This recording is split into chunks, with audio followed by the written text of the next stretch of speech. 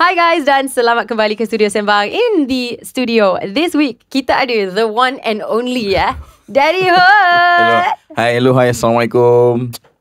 Hello, thank you so much sebab meluangkan masa bersama kami hari ni. Welcome. I dah lama sebenarnya nak meet you tau. Oh yeah? Yeah. Walaupun I bukanlah seorang gamer, tapi I ada this one show for Astro kan, Astro Gempak Most Wanted. Dan kita ada satu kategori untuk gamer yang terpaling trending ataupun gamer yang paling gempak lah. And setiap minggu dalam top 5 wajib kena ada nama Daddy Hood. Oh iya ke? Ya. Tapi tak pernah menang. Taklah, dah 2 tahun dah nama dalam kategori. Oh iya ke? Ya. Oh maknanya still relevant lah. Sangat. Walaupun dah tua. Sangat. Okay, Alhamdulillah. Tak ada maksud tua. Tak ada. I rasa you're one of the pioneers juga of esports dekat Malaysia.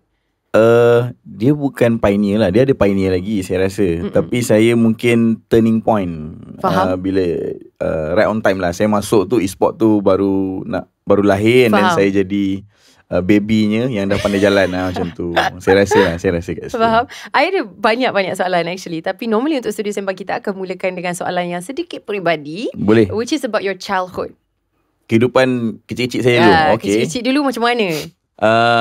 Okay, saya orang yang normal je. Saya duduk flat Lakin dulu. Saya membesar di flat Lakin. Saya pun sekolah biasa, sekolah Tanjung Puteri. And then cuma saya ni memang lahir daripada family yang meniaga. Mak saya dengan arwah ayah saya dulu meniaga jual nasi dekat bus stand. And then dapat kantin, barulah ekonomi keluarga tu lagi bagus lah. Faham. Lepas tu saya pun besar macam biasa juga. Cuma saya daripada kecil saya suka buat benda banyak, buat benda sendiri. Berdikari. Saya kalau dalam adik-beradik saya je yang masuk asrama. Faham. Walaupun yang lain-lain pandai je, tapi dia tak nak masuk asrama. Tapi saya suka untuk masuk asrama. Dan saya dibuang asrama. Kenapa pula? Apa cerita? Sebab saya banyak fly. Fly duduk. Fly ni kalau term asrama ni ponting asrama lah, keluar daripada asrama. Okay. I tak pernah masuk asrama. So I macam fly apa dia tu? Dia ada term-term dia kalau asrama ni. Jadi bila saya kuat fly tu, saya sebenarnya fly tu bukannya pergi mana, banyak pergi kerja. Faham. Saya suka bekerja. So dari usia yang muda dah start dah bekerja? Saya bantu atau tolong family meniaga daripada umur saya 14-13 ni tu lah. Wow. Lepas tu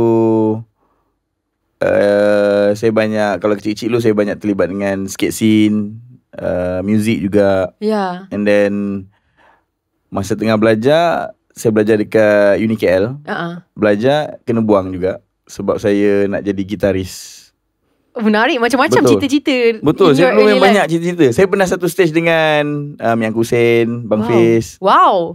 Pernah satu stage, tapi diorang dah power lah. That's so cute. So actually sebenarnya latar belakang tu ada banyak music influence juga. Saya memang suka muzik. Daripada dulu saya suka muzik. So kalau time tu, kalau kena pilih lah satu cita-cita, apa cita-cita? Memang meniaga ke? Oh tak, saya cikgu. Cikgu? Saya suka untuk mengajar, tapi saya tahu saya tak pandai. Jadi saya kena terima hakikat yang saya tak boleh mengajar. Dan sekarang alhamdulillah lah, saya boleh bagi orang sikit ilmu-ilmu jalanan, ilmu-ilmu macam mana nak run business. Tapi daripada kecil memang saya suka buat benda yang sendiri lah. Faham. Oh, menarik menarik juga. Sebab I rasa macam kadang-kadang bila kita borak dengan orang yang sangat berjaya dengan specifically kan, meniaga, business, normally latar belakang dia ada one thing in common, which is many different interest, minat. And so benda tu I think boleh develop kepada orang yang sangat well-rounded lah untuk meniaga kan in the future. Tapi saya pernah hidup sangat susah. Saya pernah hidup yang memang isi minyak pakai shilling. Faham. Saya pernah gadai phone untuk makan tutti frutti. Time tu dengan wife lah. Wife time tu girlfriend.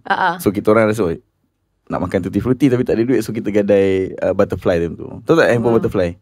Handphone butterfly ni macam before my time sikit lah. Nokia butterfly. Nokia butterfly. Nokia butterfly tu saya gadai. So benda tu saya banyak lah go through banyak masalah dunia dulu. Tapi benda tu banyak mengajar saya sekarang lah, macam mana saya nak go through untuk settlekan masalah-masalah lain. Benda tu meletakkan foundation normally untuk seorang yang sangat-sangat hardworking. Ni saya duduk sini. Boleh. Kita sangat santai dekat sini. Dah tua ni pinggang sakit sikit. Okay.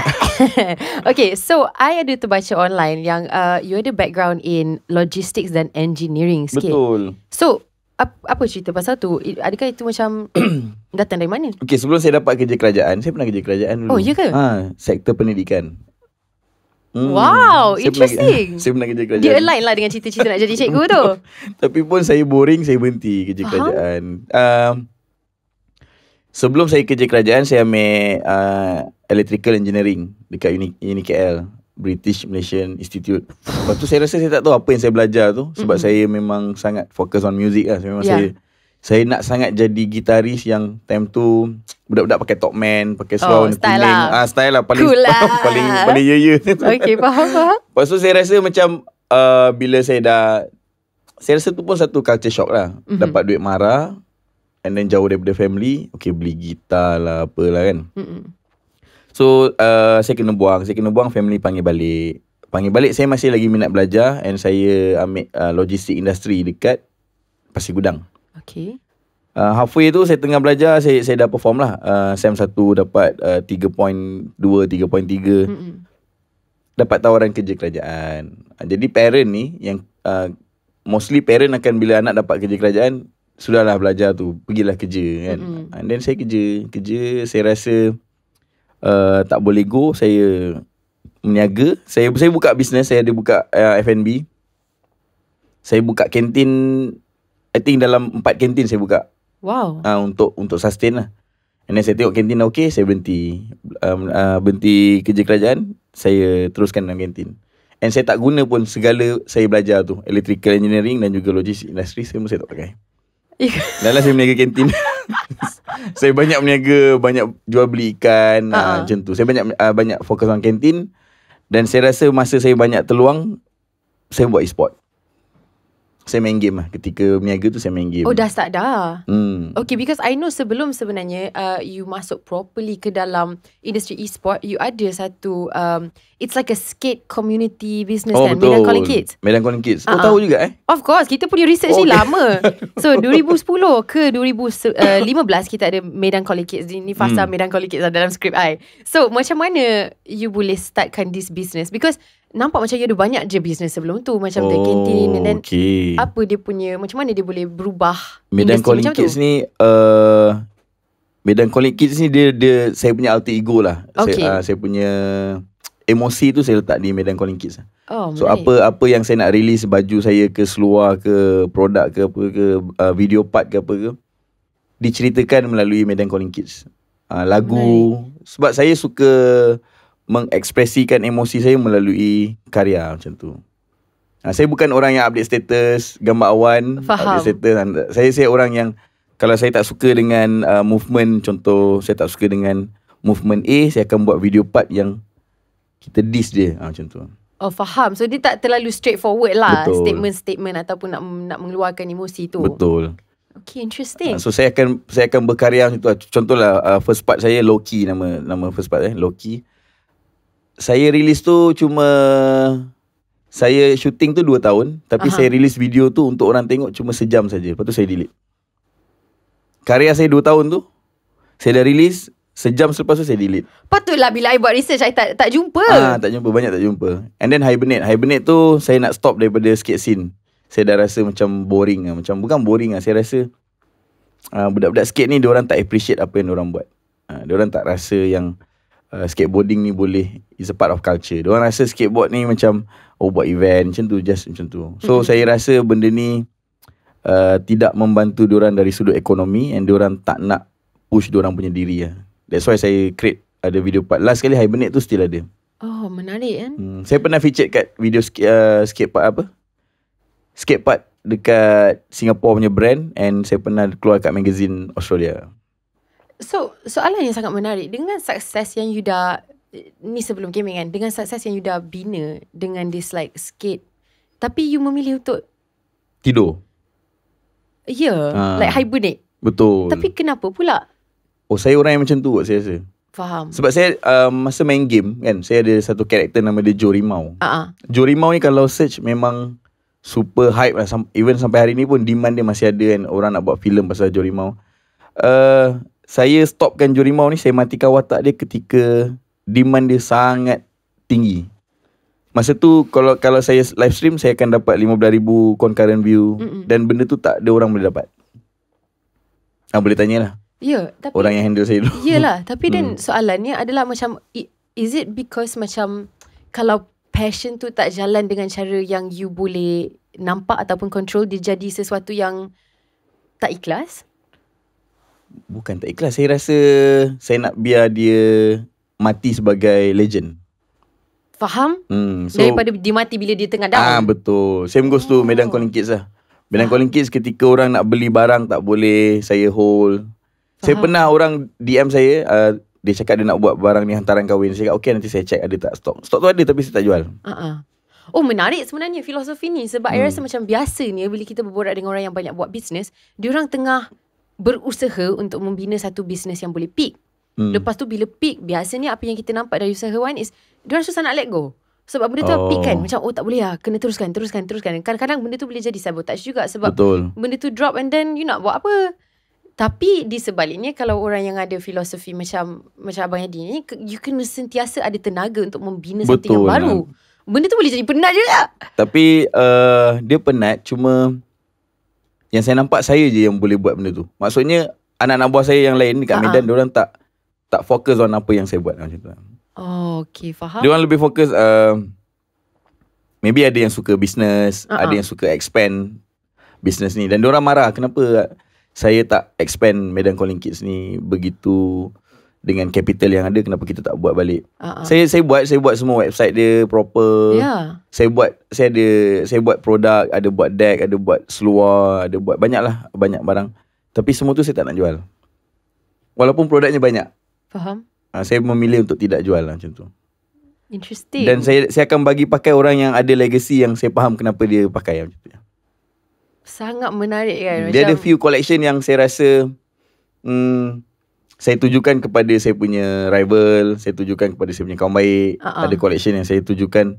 Dia ada satu baju tu saya keluar dulu, Medan dollar. So orang yang nak beli baju tu kena orang yang ada baju tu. Dan orang yang ada baju tu ialah cuma 2 orang je dalam budak Medan ni. Medan ni ada 13 orang. So dalam Medan ni walaupun saya buat 100 helai, saya akan jual kat hari ni nak jual kat 3 orang saja. Yang 3 orang ni kalau dia nak beli yang next, mungkin dia tak boleh beli. Kasut orang lain boleh beli. Tapi dia akan pusing kat 13 orang tu je. Dia sangat menarik culture sebenarnya. Sebab kalau kita tengok benda-benda yang mengenai skate, ataupun mungkin even e-sport sebenarnya pada permulaannya, there's a culture behind it. Dia bukan sesuatu yang sangat commercial sebenarnya. Dia datang dari tempat yang seni juga. So inilah konsep yang Abang Yadi amalkan dari dulu lagi. Tapi konsep ni dia tak berapa sihat. Cuma dia lebih kepada pride lah saya rasa. Contoh topi tu saya je seorang pakai dalam dunia ni. Faham. Dia limited punya konsep kan. Lepas tu saya pernah buat satu kempen. Saya bagi dekat gelandangan produk ni. Produk-produk Medan lah. Saya bagi kat gelandangan. And kalau saya jumpa balik orang tu, saya akan beli dengan orang tu produk tu. Wow. Macam tu. So saya bagi mungkin lagi 2 tahun 3 tahun saya akan pusing kat tempat tu balik. Kalau saya jumpa, bang saya nak beli topi abang harga 200. Macam tu. So dia akan dapat duit tu. Dan so saya tahu dia menjaga barang saya macam tu. Dan saya buat sampai sekarang. Wow. Kalau saya jumpa orang yang pakai baju Medan Calling Kids, okay, saya tahu dia ni. Ada seorang ni dia saya jumpa dekat Shisha, dekat RPJ. Saya nak beli balik, dia tak nak jual. Dia tak nak jual? Tak nak jual. Sebab dia tahulah legacy yang datang dengan. Betul. Faham? Betapa susahnya nak dapat ni, berapa tangan turun. Saya buat benda ni macam Goros. Tahu tak pasal Goros tu kan? Tak seberapa sebenarnya. Goros ni member saya pernah beratur. Dia Goros ni tukang buat cincin ni lah. Goros ni. So dia beratur, dia fly daripada Malaysia pergi Japan. Dia beratur pukul 7 pagi selama 4 hari. Sampai ke turn dia, orang Goros tu suruh dia balik. Balik lah, tak nak tengok muka kau. Lepas dah fly dari Malaysia ke Japan? Betul. Serius? Yang boleh beli Goros ni direct cuma John Mayer je. Nampak kelakar dia kan? Dia punya eksklusif ni macam tak luar biasa. Betul. Tapi Goros ni memang macam tu perangai dia. Dia kalau dia rasa tak nak jual, tak kisah daripada mana datang ke, balik tak okey kot pakai Goros ni macam tu. Dia macam kita pernah lalu kan, macam few years ago, macam brand-brand streetwear yang hype, yang release very very very limited, yang tak logik punya limited. Tapi sebenarnya di sebalik tu, bila diorang buat macam tu, walaupun dia sebenarnya strategi yang kalau you tanya orang yang commercial macam saya rasa pelik strategi ni, tapi inilah cara untuk membina satu community. Betul. And peminat yang sangat setia, yang really really I don't know, menambahkan demand. Saya rasa dia lebih kepada hala tuju brand tu lah. Betul. Macam saya ada 3 brand, and saya ada beberapa brand yang orang tak tahu tu saya kan. Yeah. Cuma 3 brand ni kalau orang tahu, Medan Calling Kids, Daddyhood, Homeboys. Yeah. Homeboys orang banyak boleh beli lah. Kalau dah habis pun still boleh dapat lagi barang dia. Sampai kat Daddyhood habis. Faham. Kalau tier dia sampai dia boleh beli barang Medan Calling Kids ni, dia memang power lah. Ya, mesti dia dah ada lah sepanjang your career. Dia punya roadmap tu dah banyak dia jumpa lah macam tu. Oh wow, I think that is so cool sebab dia menambahkan how to say in bahasa I'm not sure, menambahkan makna, is it like the Betul. meaning behind the business tu sangat kuat. So bila orang support ataupun orang nak ambil tahu, dia ada lagi banyak level and layer. Saya pernah buat yang paling kelakar saya buat lah. Saya release kat website untuk Medan kan. Saya release. Diorang dah beli, sejam selepas tu saya refund duit dia. Disebabkan saya tak nak jual pun. Kalau I yang jadi fans dekat time tu, sakit hati. Diorang beli and then saya refund. Sebab saya rasa tak payahlah jual lah macam tu. Dia seluar. Saya buka table seluar. Seluar tu collection Medan FU macam tu. Okay, so actually soalan ni kan macam lepas, okay, so sekarang Medan Calling Kids dah tak ada kan? Ada, still ada. Kalau saya rasa nak activate, saya akan activate. Kalau saya rasa macam dia ikut nasib sebenarnya. Betul. Dia ikut betul-betul nasib. Saya akan release maybe pukul 2 pagi ke macam tu. Oh, menarik betul. That's how you know macam orang yang dapat beli betul. tu adalah orang yang memang setia lah. Lepas tu saya pernah buat juga JC saya, JC team. Saya pernah jual dengan harga RM1. Tapi sebelum jual harga RM1 tu, saya jual harga RM1,000. 6 orang beli. Harganya RM1,000. You imagine kalau you duduk dekat tempat orang yang beli RM1,000, lepas tu next day you check harga you macam RM1. Sebenarnya RM1. Tapi JC tu memang champion ni JC kan. Jadi diorang rasa value kat situ lah. So memang ada value lah. Betul. Bila dah buka RM1, berapa ramai orang yang beli? Saya buat tu 1,000 helai RM1. So saya spend 100,000 untuk saya bagi dekat fans lah macam tu. Wow. Tapi saya menang dekat engagement lah. Saya dapat banyak gila engagement. Yang kalau kiraan dia, satu follower tu saya dapat dengan harga 7 sen. Wow. Itu matematik marketingnya. Kalau sebab saya suka benda yang macam tu. Saya suka nombor lah. Suka jadi sangat, I mean dia sangat detail. Dia sangat menarik dan sangat detail. Tapi I rasa untuk orang yang tak biasa dengan cara pemikiran macam ni untuk susun bisnes, I sendiri duduk kat situ macam faham tapi macam susah nak tangkap. Sebab 1,000 helai tu kalau saya jual, saya dapat 100,000. Tapi saya jual RM1, saya cuma dapat RM1,000. So saya spend RM99,000 untuk marketing punya ni. Cuma marketing RM99,000 tu saya dapat feedback dia, engagement dia, followernya melebihi daripada apa yang investment tu kan. So dia jadi investment sangat positif lah. Super positif lah. Super positif. Creativity dengan cara yang Abang Yadi buat bisnes is so obvious lah. Tapi mungkin sebab saya daripada kecil macam tu. Daripada kecil saya suka kira saya punya OT. Wow. Saya kerja banquet, saya suka kira berapa lama saya kerja. Macam tu. Dari minyak, kalau minyak motor tu saya suka kira, okay ni boleh berapa kilo. Saya suka test macam tu. That is so interesting. I tak rasa benda ni boleh belajar dekat sekolah lah. I tak rasa dia ada tak kelas adalah ni particular, dulu. Tapi saya suka untuk try macam tu. So Abang Yadi seorang yang memang suka plan dan betul, execute, plan and execute. Plan and execute, very interesting. I ada, okay, one more thing sebelum kita masuk ke dalam macam the Mobile Legends world. I ada tertengok satu interview. This interview was hang tahu tak? And then Abang Yadi cakap yang Abang Yadi takkan sampai dekat sini kalau you didn't change. Tapi tak elaborate apa sebenarnya yang kena change. Change macam I think dalam konteks Abang Yadi cakap change you punya outlook terhadap business mungkin masa tu. Oh ya ke? Ya, I ada nak clarification sebenarnya pasal statement tu. Pasal change saya rasa saya seorang yang suka kalau nak kata ubah tak juga, tapi saya rebel with attitude lah. Macam kalau saya nak buat apa-apa, and even dulu saya rasa EGG pun antara yang tak suka kalau saya datang meeting. Sebab saya seorang yang sangat suka tekan. Kalau benda tu saya punya, saya kena tekan benda tu sampai memang saya punya, atau budak-budak saya. So saya protect saya punya hood tu macam tu, dengan cara macam tu. Interesting. Tapi kalau kata ubah, saya change, saya rasa saya memang macam ni daripada dulu. Dan saya suka sebab saya hidup memang dalam keadaan yang saya pergi snooker dengan arwah bapak saya. Jadi masa saya main snooker, arwah ayahnya tengah lepak tengok. Kalau dia main, saya tengok. Walaupun saya tengah sekolah macam tu. Jadi saya rasa kehidupan dunia yang agak gelap ni banyak mengajar saya untuk saya sustain sampai hari ni macam tu. Mungkin dari perspektif yang orang luar daripada situasi ni, I think perkataan kalau Amy nak kena pilih is innovation lah.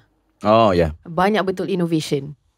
Banyak saya convert into benda yang lebih positif lah untuk kehidupan. Yeah. Oh, very interesting. Oh, mungkin ni kot tukar. Mungkin saya rasa family saya dulu bila diorang berniaga, alhamdulillah senang.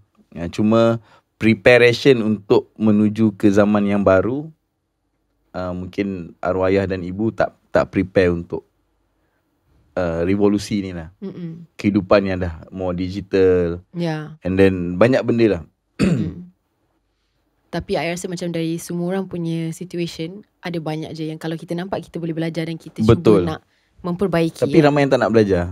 Dan saya jumpa ramai yang tak nak belajar. Diorang rasa macam mungkin selesa kot. Faham? Ya, sebab keselesaan sentiasa membunuh. Itu yang saya tahu. Ya. I suka baca self-help books, and ini adalah ayat yang sentiasa akan ulang lah dalam mana-mana macam books pasal growth. Tak boleh selesa sebab apa, selesa tu is the enemy of growth. Betul. Kan?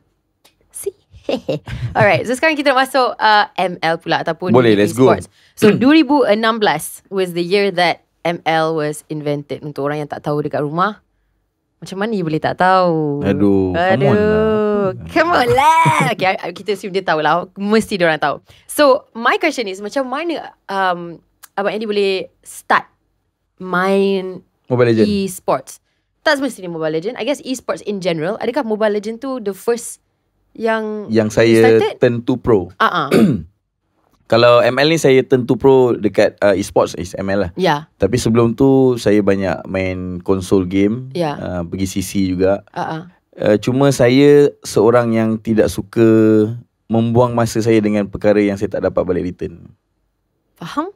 Maknanya apa yang saya buat, saya kena ada return dalam masa. Sebab saya rasa dari kecil saya diajar masa itulah benda yang paling tak boleh kita beli. Betul. Even Amelia ada 2-3 juta pun, Amelia tak boleh beli 2-3 saat yang belum ada 2-3 juta. Tapi kalau siapa-siapa nak donate, nanti I letak bank account kat bawah. InsyaAllah. Tapi itu saya selalu belajar lah. Kita walau banyak mana duit, kita tak boleh beli masa yang belakang. Betul. Tapi kalau kita ada masa, kita boleh cari duit. Macam tu. Oh, interesting. So bila saya main game, biasanya saya akan fokus dekat mana saya boleh create good ROI. So maksudnya bila Abang Adi start main ML ni, dia memang start dengan tujuan untuk business, jadikan ROI. Yeah. Wow, interesting. Sebab saya rasa e-sports ni macam saya cakap tadi, ada infant. So kalau kita ada anak, kita ada baby contohnya, kita akan spend beli pampers dia, beli ni. So saya tahu orang ni kalau dia suka dengan benda yang baru, dia akan spend, dia akan beli, dia akan spend, dia akan beli. So benda tu lah apa yang saya rasa benda ni is a part of yang, atau benda yang saya kena tap market ni. Okay. 2017 saya rasa ni untapped market lah. Ya, betul. And ni lah market yang paling I rasa setiap tahun dia paling boom dan boom. Dia punya progress tu sangat laju. Laju. Ya, sangat laju. So apa strategi time tu bila first start main ML untuk jadikan dia sejenis career?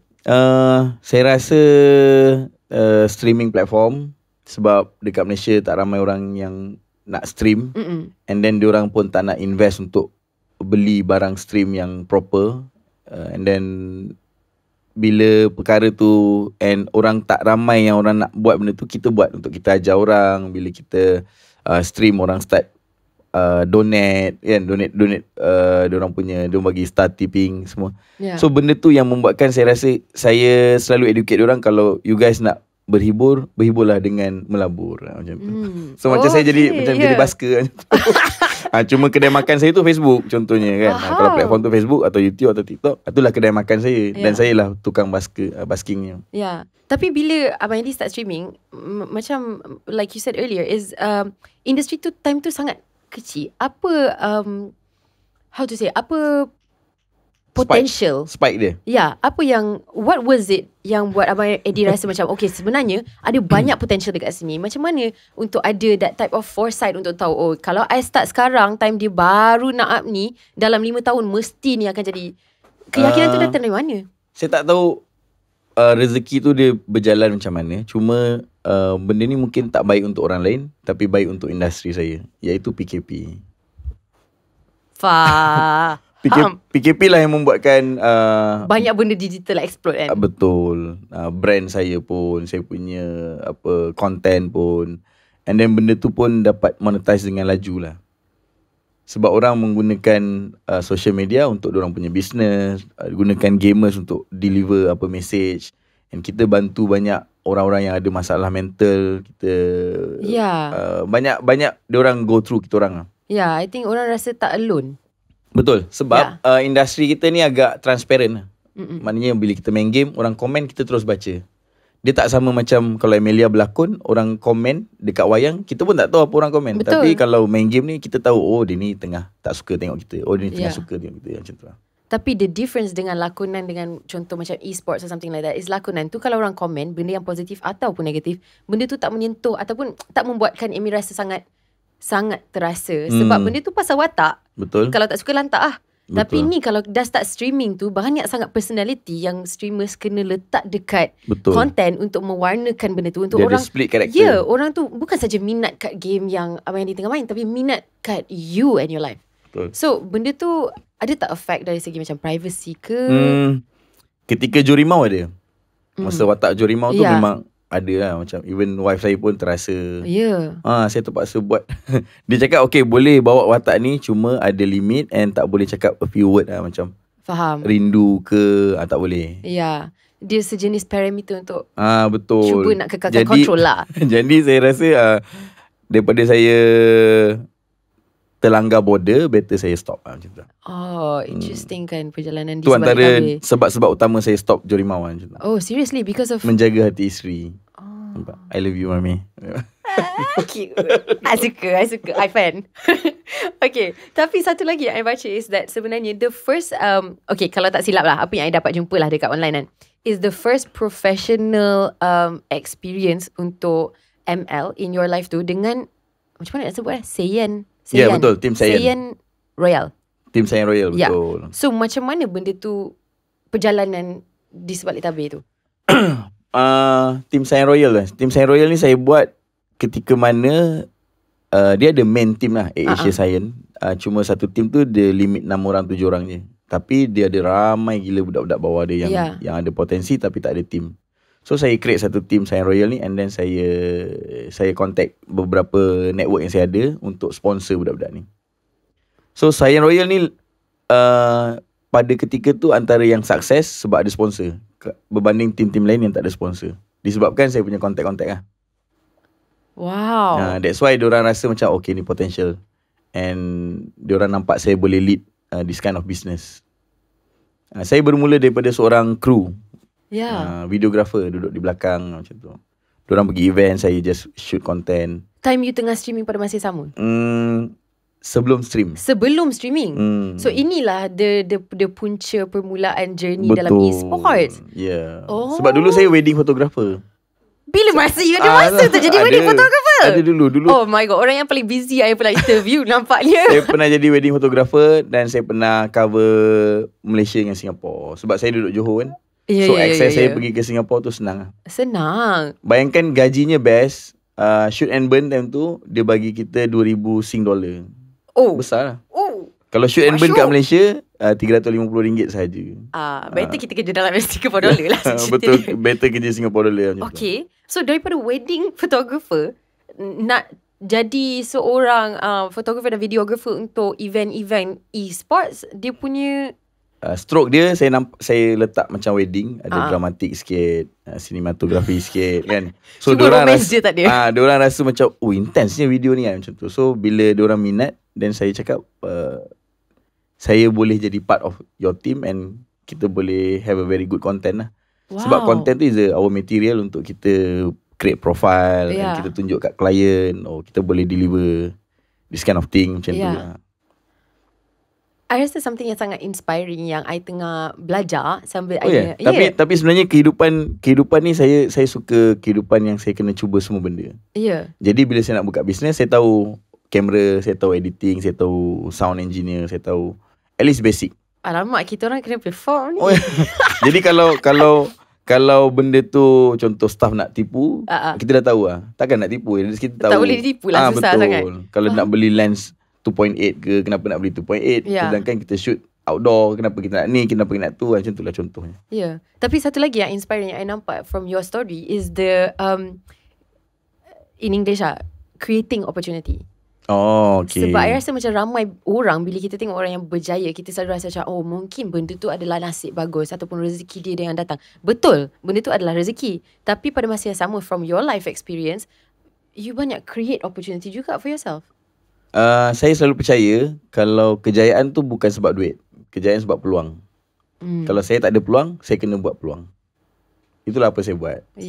Saya tak ada peluang untuk main game profesional. Saya buat peluang untuk budak-budak yang ada potensi main game secara profesional.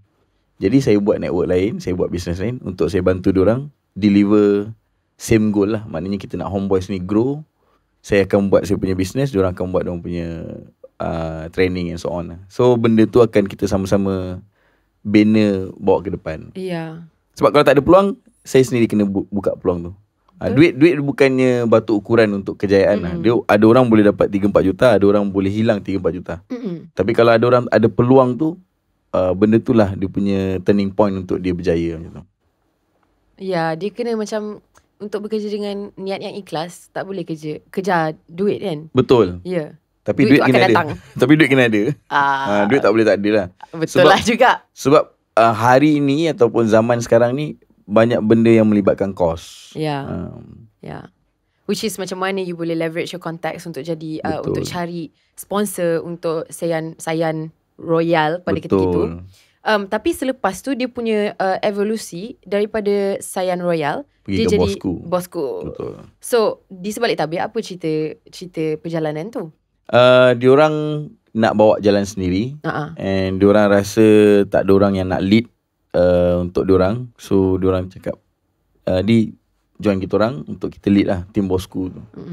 Cuma ketika tu dia ada conflict of interest bila mana nama Bosku tu sama macam nama ataupun penggunaan nama pemimpin dekat negara. So diorang rasa macam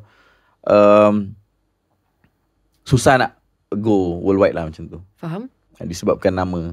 So bila halfway tu ada yang pergi tim lain. Sebab yelah dalam sukan ni dia bukan tak boleh stay, tapi sampai satu masa diorang pun mungkin nak cuba benda baru. And tinggallah beberapa orang untuk saya create satu lagi hala tuju baru, iaitu Homeboys. Sebab bila kat Bosku ni dia ada 7 orang. Jadi 7 orang ni apa-apa keputusan kena 7 kepala yang decide. Oh wow. Jadi saya pula orang yang laju pace dia kan. So saya tak boleh tunggu. Bila create Homeboys, saya lah the only yang akan decide benda. Feeling dehydrated? Want stronger hair? Want stronger nails? Want healthier skin? Just want better health overall? Spritzer Natural Mineral Water is power-packed with silica that helps boost collagen, and it also boasts a medley of essential minerals such as bicarbonates, calcium, magnesium, potassium, and sodium, which are important for overall health and well-being. Spritzer Natural Mineral Water, the silica-rich mineral water for you.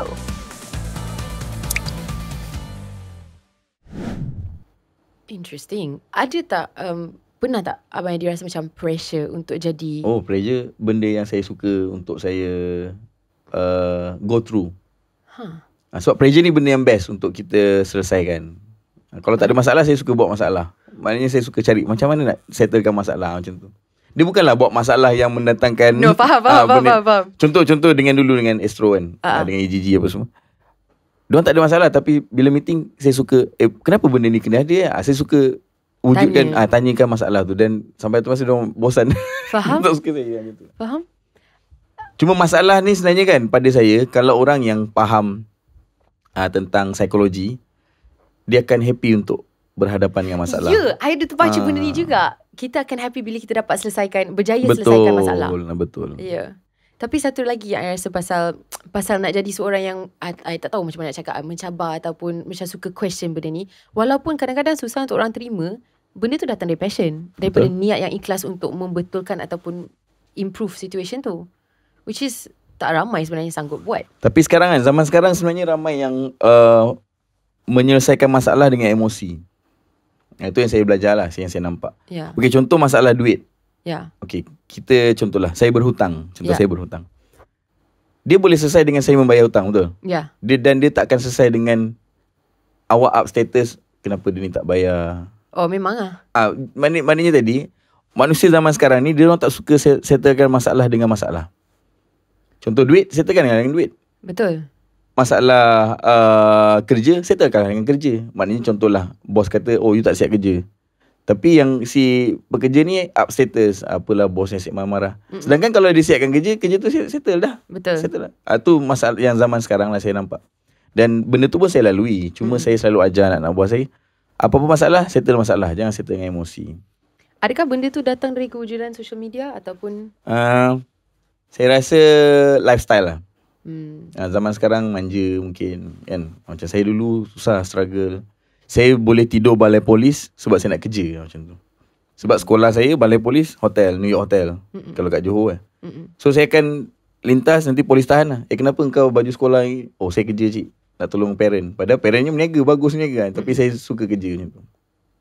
Boleh saya tanya satu soalan yang mungkin philosophical sikit? Boleh, silakan. Tapi tak boring studio sembang cerita pasal filosofi. Tak, I rasa ni tak boring langsung. I rasa ni sebenarnya sangat inspiring. Orang patut tahu. Okay, so soalannya berikut. Is it possible untuk jadi seorang yang rasa successful tanpa melalui sejenis kesusahan sebelum itu? Saya, macam mana saya cakap saya orang yang tak pernah rasa saya ni sukses. Macam tu. Saya selalu meletakkan diri saya belum sukses ataupun masih jauh lagi lah. Jadi benda tu yang akan membuatkan saya ada eager to win, eager to success macam tu. So kalau kita tak go through banyak perkara, kita tak akan tahu banyak perkara. Tapi tak semestinya kita kena terjun ke dalam perkara tu kan. Contohnya dadah apa semua. Takkan kita nak pergi isap dadah untuk kita tahu masalah dadah, tak. Tapi kita cukuplah kita ada tahu, oh jangan macam ni, dan benda ni akan merosakkan. Kita pernah ada nampak orang macam ni, dan okey lah. Tapi kita kena ambil tahu benda tu. Ya, sebab ilmu tu sebenarnya yang akan menentukan kita punya decision making. Saya kalau orang tak tahu, mesti orang cakap, oh Daddy akan, mungkin saya ni seorang yang perokok ke, atau nakal. Tapi saya tak pernah sentuh benda-benda tu. Sebab saya tak pandai. Tapi saya minta maaf kat cikgu-cikgu saya kat sekolah dulu. Sebenarnya saya dulu seorang penjerokok. Saya dulu seorang penjerokok. Cikgu saya minta maaf. Tapi sekejap je lah benda tu. Oh tak apa. Ni dah lama. Ni dah sejarah. Dah 10 tahun lepas lah. Dan kenapa cikgu tak tangkap saya? Sebab cikgu tahu, oh ini tak isap rokok. Jadi saya tak pernah di spot check. Rupanya. Tapi saya minta maaf tapi jangan ikut, benda ni tak bagus. Jangan ikut lah, tapi belajar lah daripada cuma situation ni. Saya dibuang asrama ketika junior saya kantorkan lah. Tokan besarnya ialah Jack jadilah satu drama dengan situ. Itulah wah, dia. ni boleh jadi drama ni. Betul. Orang yang paling orang tak suspect plot twist. Betul, sangat plot twist. Dah start bisnes dengan macam tu, dah start dah. Wow. Tapi tak bagus lah, benda tu tak bagus. Cuma bila saya dah rasa lepas kena buang, saya rasa menyesal, saya tak buat dah. Faham. Dan saya tak pernah sentuh pun. Saya tak pernah rasa nak merokok dan sebagainya. Which is good lah. Jangan start lah kepada siapa-siapa yang tengah tengok juga. Tapi pasal something else yang pasal your life story yang I rasa sangat kagum actually is the self-motivation tu. Macam contoh, you guys dah ada bosku. Sebenarnya dah sangat successful dah. Betul, pada ketika tu. Tapi tak rasa macam nak settle. Masih nak macam bekerja lagi untuk tubuhkan Homeboys pula. Pada saya setiap apa yang saya belajar, kita kena create a very good legacy. Kalau dalam brand pula, saya suka tengok mungkinlah brand ni tak okey ataupun, tapi saya suka diorang punya cara. Keting Group, pernah dengar Keting Group? Tak. Okay, Keting Group ni diorang yang own Balenciaga, diorang own Puma, diorang own Gucci. Tapi diorang nampak macam different entity kan. Tapi sebenarnya dia satu kepala. Ya, dia macam kalau kita nak cakap pasal makeup brand sekejap macam adalah satu ketua makeup pula. Ketua company yang memang semua brand kebanyakan lah dekat bawah di semada holding company kan. So dia macam tu lah untuk fashion. Macam tu. Ketain Group ni dia tahu kalau orang nak beli Balenciaga tak mampu, orang boleh beli Puma. Tapi last duit pergi ke tempat yang sama. Last pergi ke Ketain Group. Kalau ada duit sikit, mungkinlah dia cakap Balenciaga kita ban. Tapi sebenarnya masih ada orang beli Gucci, which is masih sama. Oh, smart So diorang akan create benda yang orang benci. Contohnya diorang akan create benda yang orang benci dekat Balenciaga contohnya kan. Diorang buat marketing yang tak bagus apa semua. Dan orang akan turn pergi ke Gucci. Oh, ban Balenciaga. Sebenarnya pergi ke Gucci tu pergi kat dia juga. So ni semua sejenis permainan ke? Betul. Kita dimain-mainkan ke? Betul, kita ditipu. Kita dimanipulasi. I rasa otak I tak cukup develop lah untuk terima konsep ni. I rasa macam dah fikir dah, otak I sakit. So benda tu yang saya belajar lah. Yang Ketain Group ni diorang pun memang tak pernah puas dengan apa yang buat. Same goes to Homeboys punya legacy. Kita tak akan puas lah sebab kita nak bina banyak lagi peluang untuk orang. Tapi it's about diversification kan. Macam janganlah kita letak semua telur dalam satu basket. Betul. Kena pisahkan kita punya losses ataupun investment secara rata, so that kalau satu tak jadi, kita ada backup. Betul. Tapi kita kena belajar untuk kalah, baru kita akan rasa menang. Kalau kita tak belajar untuk kalah, kita sampai bila pun kita tak tahu betapa manisnya menang tu. Especially datang daripada seorang atlet, which is macam you guys punya bread and butter is competition. Competition macam nak mampus sakit berotak. Okay. So okay, pada ketika ini yang Bosco, the transition di antara Bosco dengan Homeboys, ada kan satu ketika di mana you were kind of doing both? Ke dia terus clean break and then masuk yang baru? Clean break. Clean break. Saya bukan tak nak doing both, tapi saya rasa Bosco dia ada sentimental value yang saya rasa saya letak dia as a legend. So saya create Homeboys, benda yang baru untuk saya design atau saya craft lebih fleksibel, lebih ikut hala tuju saya. Menarik. Okay, sebab yang tu I tak jumpa dia punya jawapan dekat online. Dia punya transition untuk your personal story lah, di mana dia break. Okay, so dia memang tak ada overlap langsung. Betul. Tapi okay, untuk Homeboys kan, the question is, okay, this is the one. Sebab soalan tu I dah susun mengikut previous concept. Tapi sekarang you guys dah break off. Tapi still dengan respect untuk Bosco, which is the original thing yang you guys mulakan. Tapi 2021 dia ada satu macam crossover almost. Homeboys compete dengan Bosco. Dia tak adalah crossover, cuma dia lebih kepada kita nak tengok relevant. Mana yang lebih relevan, mana yang lebih diterima oleh masyarakat. Faham? Dan saya nampak hala tuju Homeboys lebih mudah untuk saya go berbanding Bosco. Mungkin sebab Bosco memerlukan 7 orang untuk membuat keputusan, manakala Homeboys satu, saya lah. So saya nak tengok berapa laju ni pergi, berapa laju ni pergi. Faham. And saya rasa mungkin rezeki berpihak kepada Homeboys untuk kita pergi lebih cepat lah. Sebab Bosco rata-rata yang 77 tu banyak yang dah kahwin, ada yang fokus family. So untuk kita membuat penyatuan tu, dia biarlah kekal sebagai legend lah macam tu. Faham? I rasa dalam semua sudut entertainment ataupun sebenarnya dalam apa-apa industri juga, kita akan ada satu masa di mana benda yang baru akan almost take over kepada benda yang lama. This is life kan. It's the circle of life. Betul. Tapi untuk you guys punya projection, I guess for Homeboys, macam mana nak mengekalkan relevance itu ataupun domination itu dalam satu industri, especially untuk esports yang bergerak pada at a speed yang sangat laju? Kalau nak kekal relevan ni, biasanya saya akan jual journey. 2023 saya menjual journey Homeboys ke World Series. So benda tu saya tengok ramai orang dari sudut sales buying power tu, memang ramai orang spend sebab diorang nak being part of journey. So macam artis juga Contohlah saya ambil contoh artis A ni. Dia nak create satu journey yang bukan untuk diri dia untuk community dia. Dia nak buat bola Kings League ataupun Liga Bola Sepak artis-artis.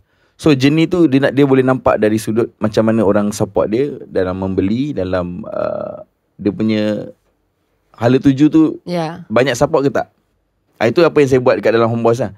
And bila saya spikekan benda tu, dan benda tu sangat menjadi, dan saya rasa dan saya yakin itu relevan untuk saya teruskan. By this year, apa jenis saya untuk saya bawa masuk superstar, saya nak create super team macam tu. So is it about macam createkan satu emotional connection Betul. untuk fans tu? Orang Malaysia ni dia suka drama. Kita emosi sikit. Dia suka benda-benda emosi, dia suka drama kan. Kalau kita cerita benda-benda yang inilah perjalanan kita orang. So benda tu diorang suka. Tapi kita kena hasilkan a very good content lah untuk diorang. Kita serve diorang macam tu lah. Salah satunya ialah material. Ada jaket yang kenapa dia worldwide. Ada jaket kenapa dia stay true, don't trust anybody. Ada jaket saya kenapa dia harimau, kenapa dia transition pergi burung hantu. Ada banyak. So dalam perkara yang saya release ataupun saya keluarkan, semua ada cerita dia. Orang yang faham dia akan tahu, dia tulis stay true, don't trust anybody. Daddy Hood dulu pernah kena tikam macam tu. So dia semua sebenarnya ada a hidden meaning. Betul. Lagu saya ada keluar lagu dengan Kimi Kimo kan. Lagu Rumah Jantan. Kalau baca lirik dia, semua tentang tikam belakang. Berapa ramai orang dalam industri contohnya yang menikam saya untuk tidurkan Homeboys ke, nak tanam ke. Semua ada dalam lagu tu. Oh, interesting. Okay, sekarang I nak tanya juga soalan pasal tu. Pasal industri yang kompetitif ni, macam mana nak mengstabilkan I guess dari satu sudut you guys punya mental health juga. Sebab in any competition kita akan nampak benda-benda macam ni lah, tikam belakang, dengki. Betul. Dia wujud dekat semua industri lah. Betul. Semua industri ada. Daripada zaman saya sekolah ada.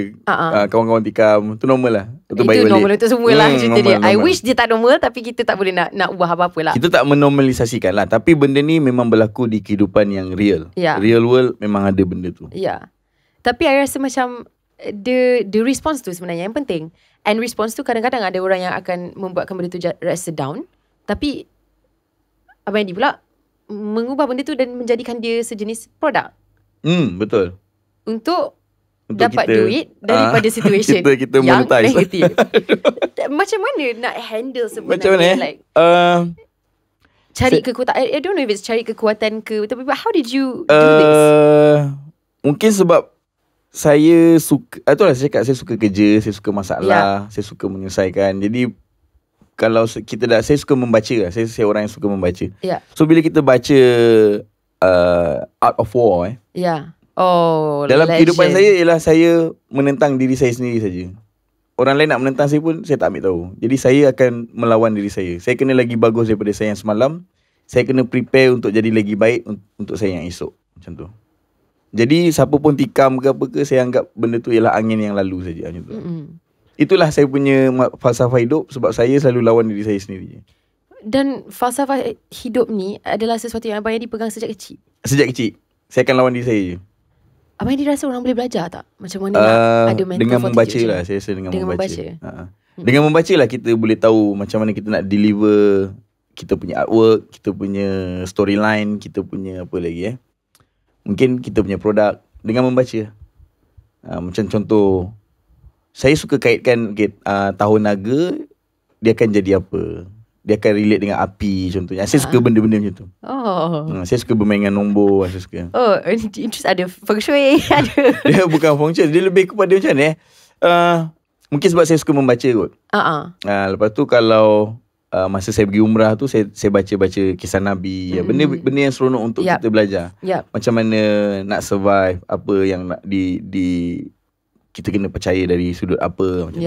Faham. I rasa macam ilmu tu memang luas kan.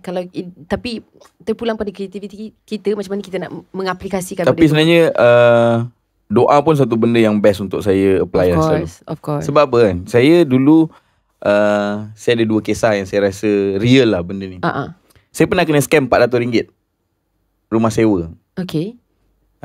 Ni zaman saya rasa sebelum wedding photography. Zaman saya skateboard. Skateboard dulu. Zaman miskin lah. Memang tak ada duit kan. Ada 400. Saya nak sewa rumah dengan wife time tu So saya telefon, bang saya nak sewa rumah. Boleh masukkan deposit. Nanti pergi tengok rumah. Saya dengan bingainya saya pergi masukkan 400 tu. Saya ada 400 je. Memang ada 400 saja. Saya bingai, saya masukkan duit tu tanpa saya tengok dulu rumah tu. Lepas tu petang saya pergi bawa wife pergi tengok rumah. Rupanya rumah tu tak ada. Saya call, saya kena scam. Tu apa saya buat? Okay, saya balik, dah tak ada duit ni. Saya berdoa. Sebelum saya biasa, tak tahulah amalan ke, saya memang diajar untuk macam tu. Sebelum keluar rumah, kita mesti minta sesuatu. Maknanya mintalah dengan Allah apa benda yang kita nak kan. So saya cakap lah, ya Allah Tuhanku, tolonglah bagi balik 400 tu. Macam mana cara pun bagi je balik 400 tu. Jadi saya dengan saya pergi beli nombor ekor. Saya beli nombor ekor RM2 time tu. Okay. Naik starter. Starter ni kalau kena starter 200.5. So RM2 saya dapat 500. Tolak tax, tolak ni, tolak tu, dapatlah balik 400 saya. Walaupun dalam keadaan yang tak betul. Dengan kita berdoa. Wow. Tu the power of doa. Yang kedua, saya selalu bercakap dengan kucing saya. Saya nikah dengan isteri, saya 4 tahun tak ada anak. 4 ke 5 tahun lah, saya lupa. Untuk saya dapat Ali tu 4 hingga 5 tahun. So saya bela kucing. Wife saya kalau dah lepas 2 tahun kahwin tu, hari-hari nangis. Balik nangis, sedih kan. Tak ada anak, kenapa ni. Tu saya berbual lah dengan kucing saya. Masa tu kan fotografer. So banyaklah waktu free. Unless weekend kan. Saya selalu doa, saya cakap, kucing boleh tak? Boleh. Nama dia Lucas. Lucas Romero dengan Letty. Oh, cute. So Lucas ni skateboarder. Romero pun skateboarder. Letty ni yang Fast and Furious. So okay. saya selalu borak dengan Lucas ni. Okay. Saya cakap, Lucas tolong lah, Lucas ada jawab ke? Itu takut. Tapi Lucas dah tak ada kan. Serius. Tapi saya selalu cakap dengan dia. Daripada dia kecil saya selalu cakap dengan dia, kalau Lucas ada adik, maknanya baby dia, kan nanti dia boleh jaga Lucas gini. So saya selalu berbual. Kadang-kadang saya tengah buat kerja editing apa semua, dia duduk kat meja. Nanti dia urut-urut saya punya leher. Dan selepas berapa tahun, wife saya pregnant. Dan ketika tu doktor ni cakap, you memang takkan boleh pregnant. Wow. Sebab ada PCOS. Tahu PCOS kan? Tahu sangat. So benda tu lah yang membuatkan saya rasa doa tu memang power. Dan kata-kata kadang-kadang itu doa juga. Betul. Kata-kata tu munajat. Munajat tu ialah doa lah. Ya. Wow. Bayangkan okay, lagi satu. Saya pergi umrah. Ni semua cerita-cerita yang macam, betul. What? Saya pergi umrah. Okay. Saya berdoa, saya cakap, tolonglah bagi saya kekuatan untuk buat segala jenis solat yang ada. Solat jenazah, solat sunat, semua solat. Ya. Balik je umrah, saya orang yang paling malas solat. Saya pun tak tahu kenapa. Sebab mungkin doa saya dimakbulkan kat sana. Dimakbulkan. Especially kat sana lah. Bila balik ni kita macam, malas lah, nantilah, lambatlah sikit solat lah. Gitu. Wow. So doa tu memang akan dimakbulkan di certain tempat dengan certain perkara yang kita nak. So dalam kehidupan ni kita lawanlah diri kita dan kita sentiasa je lah berdoa macam tu. Ya. Dia sesuatu macam proses ataupun journey kan. Betul. Dia kena, wow, very interesting untuk dengar cerita orang lain. Oh, ya ke? Ya, dia sangat interesting. Sebab I rasa macam last kita semua ada journey masing-masing, tapi ada banyak sangat in common. Betul. Walaupun datang dari latar belakang yang lain ke apa ke. Tapi kita, saya rasa lah, kehidupan ni ramai orang yang tak enjoy dengan kehidupan ni. Saya tak tahu kenapa. Mungkin cara berfikir kot. Saya rasa cara berfikir. I pun rasa sejak kebelakangan ni I banyak fikir pasal macam agency kan. Maksudnya macam kita punya rasa of control pada kita punya life sendiri.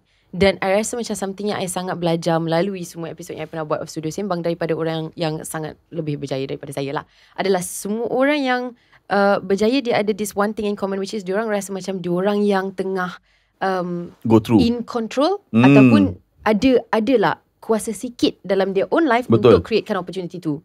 Bandingkan dengan orang yang sentiasa rasa diri dia victim ataupun mangsa dalam keadaan macam, alamak, kenapa benda ni jadi dekat I? Itu masalah yang selalu ni. Itu mindset yang different. Kena ubah benda tu. Ya. Pada saya memang kita kena, macam mana macam dalam e-sport pun ramai orang cakap, kalau you tak ada good capital, you tak boleh go, you tak ada ni tak boleh, you tak ada tu tak boleh. So sebenarnya kita yang sebenarnya set benda tu. Limit kita yang tu kena membuang limitation tu. Faham. So bila Homeboys first start, apa, bukan limit, apa konsep dia, apa strategi dia? Strategi saya nak create Homeboys ni as a very good e-sport culture. So kalau orang nak tahu e-sport, cukuplah dia tahu Homeboys, dia dah tahu semua. Dia dah khatam lah semua. Kalau dia tahu Homeboys, dia khatam lah semua tentang e-sport macam tu lah.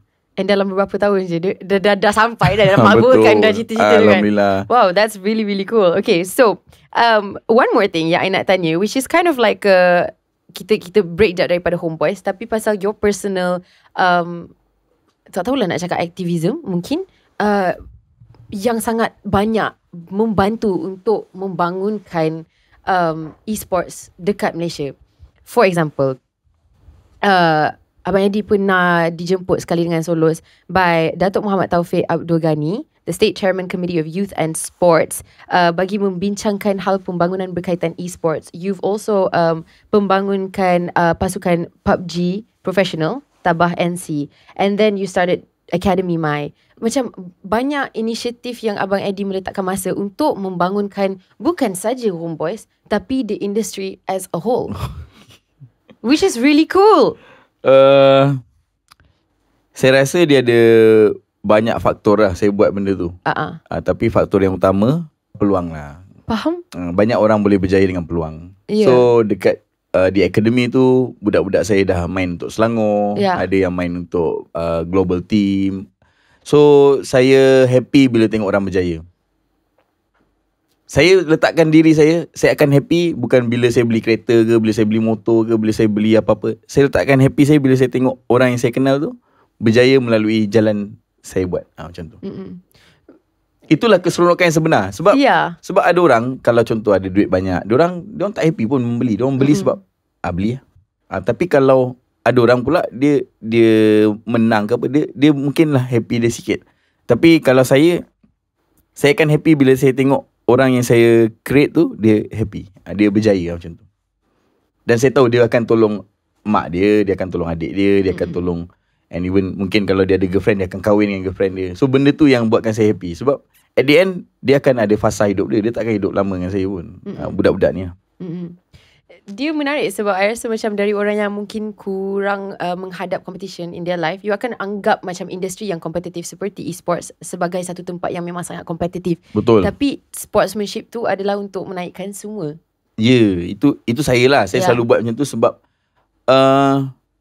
saya suka tengok perubahan dari satu fasa ke satu fasa. Saya contohlah, saya ada dekat dalam Homeboys ni, most of budak-budak dia yang on top management tu budak-budak Medan Calling Kids lah. So bila saya tengok seorang demi seorang kahwin, saya happy dengan benda tu. Sebab saya tahu saya dah tak perlu jaga dia lagi, and maybe fasa hidup dia dah ada fasa hidup yang baru. Itu yang membuatkan saya happy. Dan saya rasa benda tu kena apply kat semua orang. Contoh Emilia tengok staff kahwin, benda tu best. Of course. And then kita tak payah ambil tahu pasal dia dah ada bini yang jaga atau suami. I tengah tunggulah. Semua kat dalam bilik ni single Abang Eddie. Oh ya ke? Okay. Kena cari jodoh dulu. Bukanlah ada yang tak single tapi belum next step lagi. Tapi benda tu kalau sebagai leader, kalau kita letak perkara tu depan, benda tu akan sukses. Kalau kita letak profit kita dulu depan, susah sikit nak sukses. Sebab profit dia tak akan kita dapat, berapa banyak pun kita akan rasa kurang. Tapi kita akan letak sukses tu bila contoh one of your staff kahwin. Ni kejayaan pertama. Dia beli rumah, kejayaan. Sebab dia beli rumah atas sebab dia pernah bekerja dengan kita, dia ada pengalaman dengan kita. And so the academy juga ditubuhkan untuk macam the same reason kan, untuk membangkitkan. Saya budak-budak academy ni sekarang bermain di Selangor Red Giant pro team. Yang satu lagi main untuk global lah. Wow. Sekurang-kurangnya kalau dia berjaya, ni lah Daddy yang dulu pernah jaga, pernah lempang muka dia macam tu lah. Pernah lempang muka, mungkin dia dah tak ingat dah. Betul. Tapi yang first percaya dekat dia lah. Cerita dia kan. Sebab saya rasa kan, untuk budak-budak ni, diorang biasanya yang join academy ni, orang yang diorang nak kebebasan untuk bermain game. So bila kat rumah tengah-tengah main game, maknya suruh pergi beli kacang hijau lah kan, suruh pergi kedai lah. Sedangkan game tu tak boleh stop, tak boleh pause. Jadi benda tu bila dia ada dekat akademi ni, diorang ada ruang untuk diorang ekspresikan ataupun diorang punya bakat tu dekat situ. Abang Eddie ada ni advice tak untuk mungkin parents yang tengah tengok? Sebab I ada macam manager saya kat luar tadi yang tanya soalan pasal parenting kan, yang mungkin orang tak cukup faham industri e-sports ni sebenarnya sebagai satu industri yang sangat berpotensi besar. Betul. Okay, kepada parent kat luar sana. Sebenarnya saya seorang parent juga. Saya ada 4 orang anak. Ya, itulah. Dan saya spend masa saya a very good quality of time dengan anak saya di dalam game. Berbanding di luar. Saya akan banyak spend masa dengan diorang, sangat quality dalam game. Jadi sebagai parent, kita kena bukan tidak mengawal lah. Kita kena masuk dalam dunia anak-anak. Kita kena tahu anak-anak minat apa. Dulu masa saya skate, anak-anak saya minat juga saya skate. So anak-anak minat skate lah. Maknanya kita orang akan habiskan masa dengan skate lah. Kita orang skate sama-sama. Bila anak saya suka main bola, saya buat kat rumah saya padang bola untuk dia. Bestnya. So benda tu kita kena jump into diorang lah sebenarnya. Bukannya diorang kena faham kita. Kita kena faham diorang. Sebab budak-budak mana boleh fikir. Kan kita dah hidup suku abad ni. Kita dah banyak go through banyak perkara. Dan sebenarnya kita dah mampu untuk berfikir macam mana cara untuk kita tackle budak-budak ni. Macam ayah saya dulu. Saya dulu selalu cabut sekolah. Pergi main snooker. Ayah saya jumpa cikgu. Ayah saya cakap, bukalah kelab snooker di sekolah. Anak saya garanti tak akan cabut sekolah. Dan perkara tu dapat diselesaikan. Cikgu buka kelab snooker kat sekolah. Cukup minggu kita pergi main snooker sama-sama. Ada ayah saya. So kita spend time, very good time. Ayah abang ni sangat cool lah. Oh ya ke? Cool loh. Tapi mungkin itu cara dia mendidik saya. Wow. Dan dengan didikan yang saya dikelilingi oleh perokok dan sebagainya, saya tidak merokok. Macam tu. Adik-adik saya semua tak rokok. Wow. Jadi benda itulah yang saya rasa tak semestinya garang boleh menyelesaikan. Betul. Ya. Penyelesaian tu bukanlah dengan kegarangan lah. Dia kena adapt dengan situasi macam tu. So saya buat dekat anak saya lah. Saya apply benda tu. Anak saya suka main game, saya spend time dengan dia kat game. Tapi last kan, dengan cara yang mungkin sedikit terbalik daripada apa yang orang expect, cara yang membina trust tu di antara parents dengan anak tu yang akan membuatkan contoh macam abang yang dulu tak nak merokok sebab your parents dah bagi kepercayaan tu, dah menyokong. Dia bagi je. Dan dia boleh cakap kalau nak isap rokok, tapi jangan isap rokok depan ibu atau apa-apa. Tapi kita orang tak nak pun sebab tak rasa nak. Dah dengan pening bau rokok dekat snooker lah. So tak memilih untuk tidak. Interesting lah. Parenting ni tak senang lah. Betul. Okay. So kita dah tiba kat satu point ni, soalan-soalan yang lebih teknikal sikit. Boleh, silakan. Saya minum sikit. Okay, silakan. Dan soalan ni datang daripada konsultan saya, konsultan ML saya, yang ada a few questions. Okay, are you ready Abang Andi? Okay, let's go. Okay. Soalan pertamanya pasal March 2023. Kenapa abang memilih untuk jemput balik Solos untuk main dalam MPL musim ke-11 lepas dah 3 tahun dah dia meninggalkan competitive scene, hibernate sekejap? Alright. So saya selalu nak tengok kawan-kawan saya ni, diorang dapat retire as a legend. Okay. The moment dia stop first dulu, saya nasihatkan dia untuk stop ketika dia dapat gangsa di SEA Games. Cakap dengan dia, Los, kalau nak rehat, ini masanya untuk rehat. And once dia rehat, dia punya stream spike. Sebab orang nak tengok lagi dia main, tapi tak dapat tengok di kompetitif, terpaksa tengok di stream. And cara untuk orang melepaskan rindu ialah masuklah stream dia. Supply dah kurang kan? Betul. So demand pun high. dekat situ lah. Jadi season 11 ni, saya sebenarnya ni adalah atas nasihat saya punya head of e-sport, Ava nama dia. So dia cakap, kita dah prepare solid team untuk kita angkat piala lah. Maknanya lepas kita orang duduk di dalam penjara yang tengah hibernate tu, kita orang keluar. Maknanya saya keluar dulu, Ava keluar kemudian. Solid team tu dah memang ready untuk Solos angkat piala sama-sama. So kita orang rasa this is it lah. Tapi apakan daya, kita mampu merancang, Tuhan menentukan, and kita dapat nombor 3 saja ketika tu. Ya. And niat saya ataupun niat Ava ni ialah untuk Solos ni retire as a champion. Sebab dia belum pernah angkat champion lagi. Tapi alhamdulillah rezeki tu kat season 12, and dia is part of Homeboys juga. And dia pun saksi kejuaraan tu. Faham. So dia datang tapi mungkin bukan dengan cara yang bukan you guys originally plan lah. Ya, betul. Tapi kan sebaik-baik perancang ialah Allah kan. Jadi kita faham lah kenapa mungkin lambatnya kenapa, mungkin cepatnya kenapa.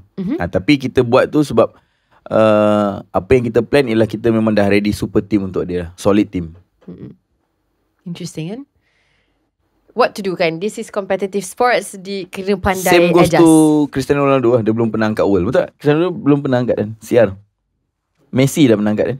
Yeah. And even dia legend, dia still belum angkat lagi world. Ya. Tapi sebenarnya kadang-kadang legend tu bukan datang daripada Betul. Bukan satu dari kemenangan saja. Betul. Dia ada banyak faktor. Ya, dia daripada career dengan keseluruhan. Next question yang sedikit technical dan mungkin sedikit lebih deep juga. Macam mana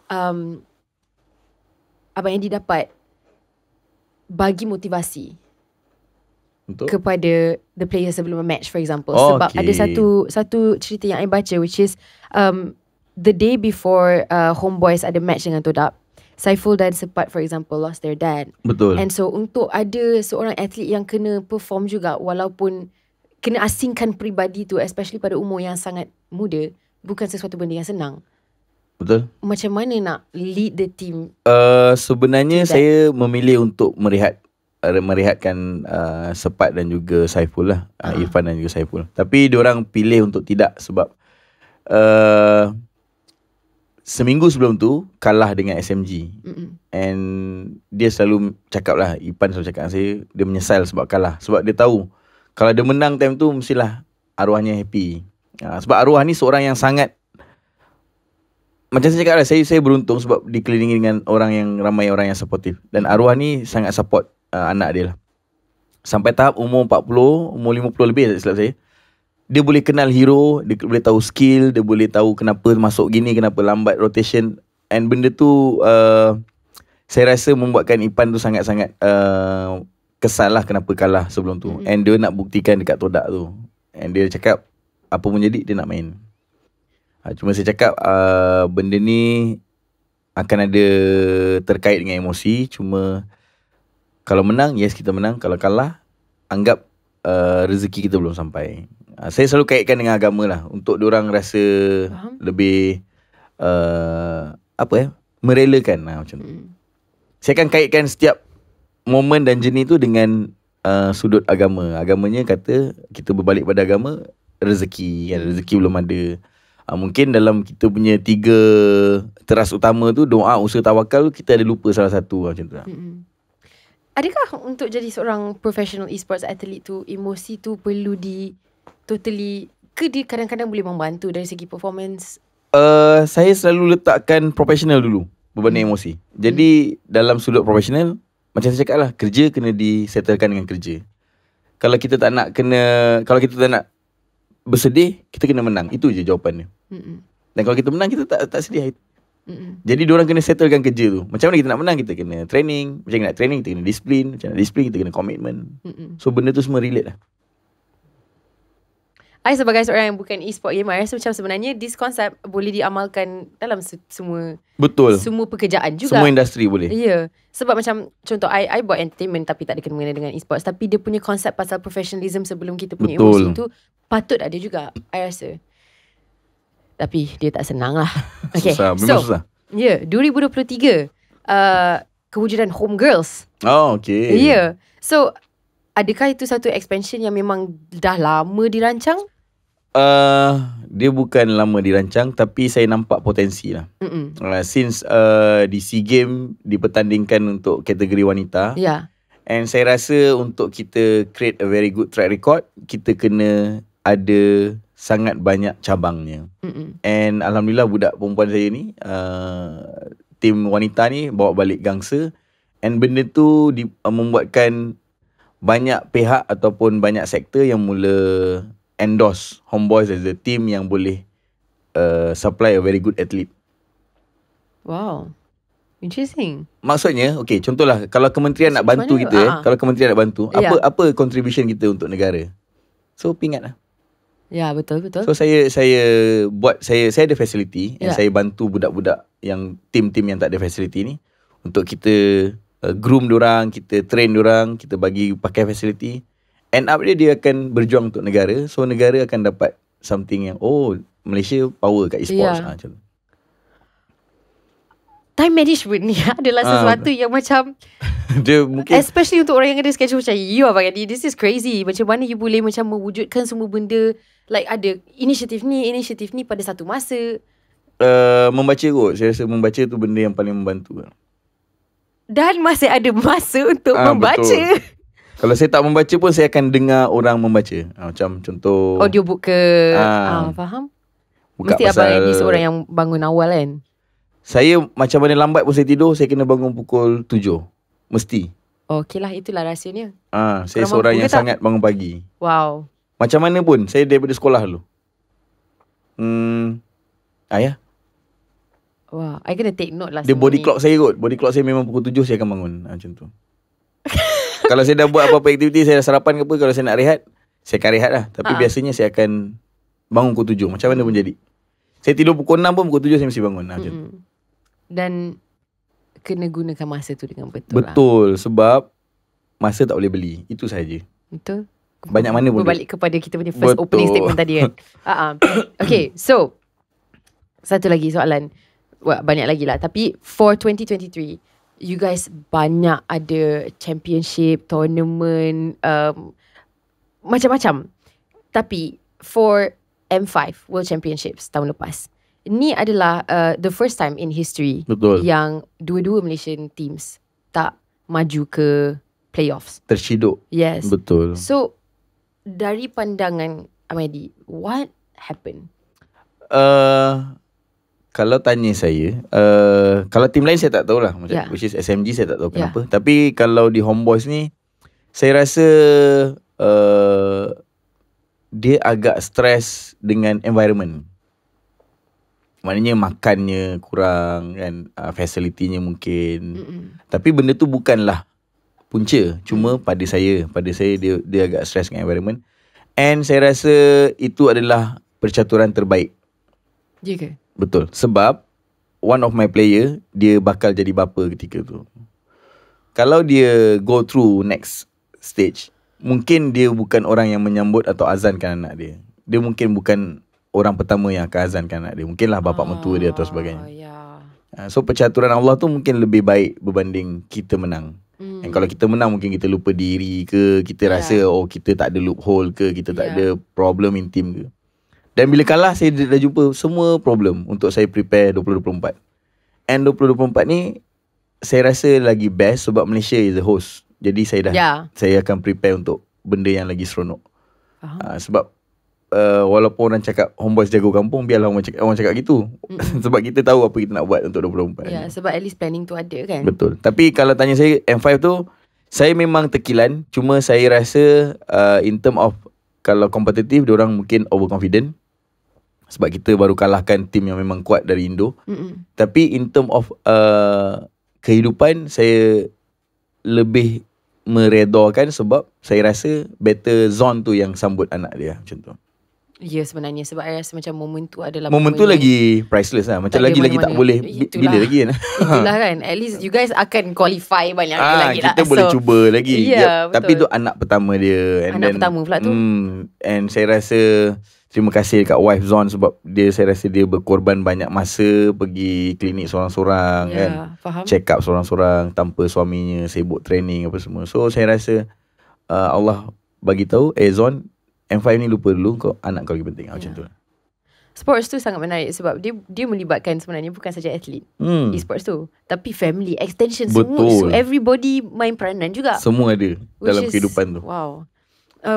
Soalan yang seterusnya, satu lagi yang soalan yang dinobatkan oleh expert-expert saya yang ada dalam bilik ni adalah pada pendapat Abang Eddie, Malaysia punya performance, has it changed over the years?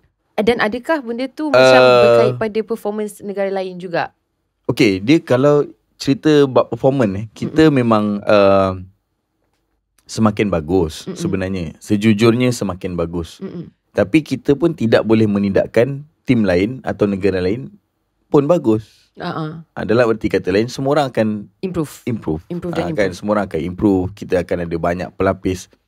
Cuma Malaysia, masalah dia, kalau bercerita tentang masalah, dia ada beberapa perkara yang tak boleh di settle down. Contoh facility kan. Kita tak ada very good facility untuk training. Kita tak ada very good support untuk kita training. So benda tu menjadi faktor juga.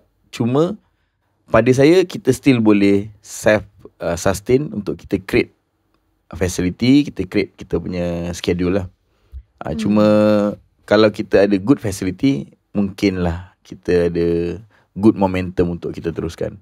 Sebab di Indonesia sendiri ada liga di mana Liga Presiden lah, Piala Presiden. And jadual Piala Presiden tu dia punya hype sama macam tournament-tournament yang besar lain. So diorang tak akan lack of tournament. Contoh dulu Homeboys, habis je MPL, kalau kita tak go through next stage, kita akan rehat 2-3 bulan. So benda tu macam lama. Gap yang lama, budak dah mula sejuk. Mungkin infrastructure industri tu. Betul. So saya selalu cadangkan kepada kementerian, kepada banyak pihak untuk wujudkan liga sendiri. Maknanya habis je MPL, top 1, top 2 pergilah wakil negara. Yang nombor 3 sampai nombor 8 ni praktis lah. Lawanlah tournament yang faham. Macam juga bola sepak, habis Liga Super ada Piala FA, habis Piala FA ada Piala Malaysia. So benda ni semua tiga-tiga yang berprestij. Kalau diorang tak main benda yang berprestij, tim akan rasa malas lah main. Tunggulah next season. So benda momentum tu hilang. Okay, I tak pernah fikir from that angle. Sebab I rasa macam ini adalah satu benda yang mungkin wujud dalam sports yang tradisional juga. Sebab kita kan bandingkan dengan Indonesia, of course kita negara kecil lah bandingkan dari segi size, dari segi peminat juga, because of the people yang ada dekat sana lebih. Tapi kalau nak dibandingkan size, saya lagi suka perbandingan dari sudut buying power. Oh betul? Betul. Buying power Malaysia lagi kuat. Buying power Malaysia lagi kuat. Tapi dari segi infrastructure tu kadang-kadang yang kita jatuh ke belakang bandingkan dengan kita punya neighbours, disebabkan yelah, itulah. Betul. And benda tu wujud dalam more traditional sports juga. So bakat kita dah ada, tapi apa sebenarnya untuk e-sports yang kita perlukan untuk majukan? Dia banyak, dia bukan sekadar e-sports lah. Dia banyak industri yang akan terkait bila benda ni berkait dengan politik. Bila kepala persatuan yang tak betul, ataupun orang yang handle ni diorang tak fokus on development, liga berprestij, ataupun cara kita nak endorse. Benda tu penting. Sangat penting. Cuma saya bila dipanggil untuk meneraju persatuan, saya tak nak. Sebab melibatkan banyak isu-isu politik, saya tak suka. Faham. Tapi dari sudut pahaman, dari sudut idea, saya akan sentiasa bantu negara macam tu. Which is bagus lah. Kadang-kadang ada banyak lagi like untuk tapi dalam industri awak pun ada benda. Oh sama. Kan? Tak ada beza. Contohnya Geran ni sepatutnya buatlah filem yang macam ni, tapi tak sampai. Benda tu normal. Sebab saya dah go through dengan perkeliling, dengan politik, dengan banyak black opsnya. Saya dah go through benda ni semua daripada saya kecil lagi. Jadi saya dah faham dah dia punya permainan. Betul tu kan. Permainan politik ni saya dah faham. That is life. Nak buat macam mana, kita patut teruskan. Betul, tak teruskan. boleh nak rasa down pun, sebab at least kita masih berjuang. Sebab at the end kita kena berjuang untuk diri kita sendiri. Betul. Kalau kita sibuk berjuang untuk perkara yang orang lain dah dominate, benda tu buang masa. Ataupun kalau kita terlalu fikir pasal benda yang kita tak boleh control pun, betul. better kita fokus kat apa yang kita boleh control. So mesti ramai yang benci saya apa ni. Taklah, I pun I sekali, tak apa. Alright. Short break pasal family sebelum kita masuk ke the next category, which is Games of the Future 2024, which is you guys punya apa yang seterusnya lah untuk Homeboys. Tapi untuk segmen family ni, I rasa it's so cute sebab you have all sons. Betul. Lepas 5 tahun tunggu, one after another sons. Back to back. Back to back. Betul. Oh my gosh. And then on top of semua benda yang you kena handle with your time management, you punya family juga with your sons. I don't know how you do it. Respect lah Abang Eddie. Sebab tu saya sangat mencintai e-sport lah. Sebab saya rasa fleksibelnya saya dalam e-sport, and leverage-nya saya dalam e-sport, saya boleh bawa anak-anak saya ke dalam career saya lah. Yeah. Kalau satu hari nanti your sons want to grow up to be professional gamers, adakah itu sesuatu yang saya sentiasa menyokong apa pun dia nak. Kalau nak jadi penyanyi pun jadilah, asalkan dia tak bawa benda-benda yang tak bagus. Kalau nak jadi racer, and even saya pun seorang go-kart racer juga.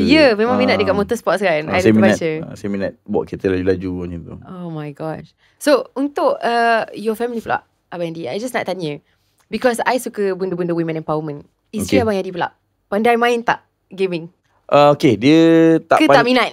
Dia bukan tak minat, dia sangat minat. Cuma dia memilih untuk tidak. Sebab dia Kenapa?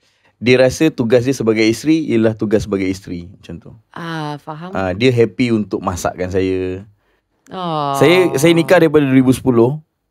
Kalau saya makan dengan keluarga, saya tak pernah suap sendiri. Daripada 2010. Saya disuapkan oleh isteri, macam tu. Wow. Dan saya rasa tu is salah satu kunci kebahagiaan hidup saya, macam tu. Wow. Saya tak pernah suap sendiri. Demi Allah, saya tak pernah suap sendiri. Biasanya saya akan main phone, saya akan main game, wife saya akan suap. 4 anaknya sekali macam tu. Wow. Itulah kunci kebahagiaan rumah tangga kita. Kunci kebahagiaan. Betul. Oh, saya tak mampu jadi seorang isteri lah, saya Oh, rasa. ke? Ya, tak. Jadi sebab tu wife saya rasa dan saya pun rasa wife saya tak nak venture into gaming sebab dia lagi suka buat kerja rumah sebagai isteri lah. Yeah. Which I mean sebenarnya adalah benda yang paling supportive daripada seorang isteri kan. Betul. Saya main snooker dia support, saya main skateboard dia support, saya buat kerja apa semua dia support.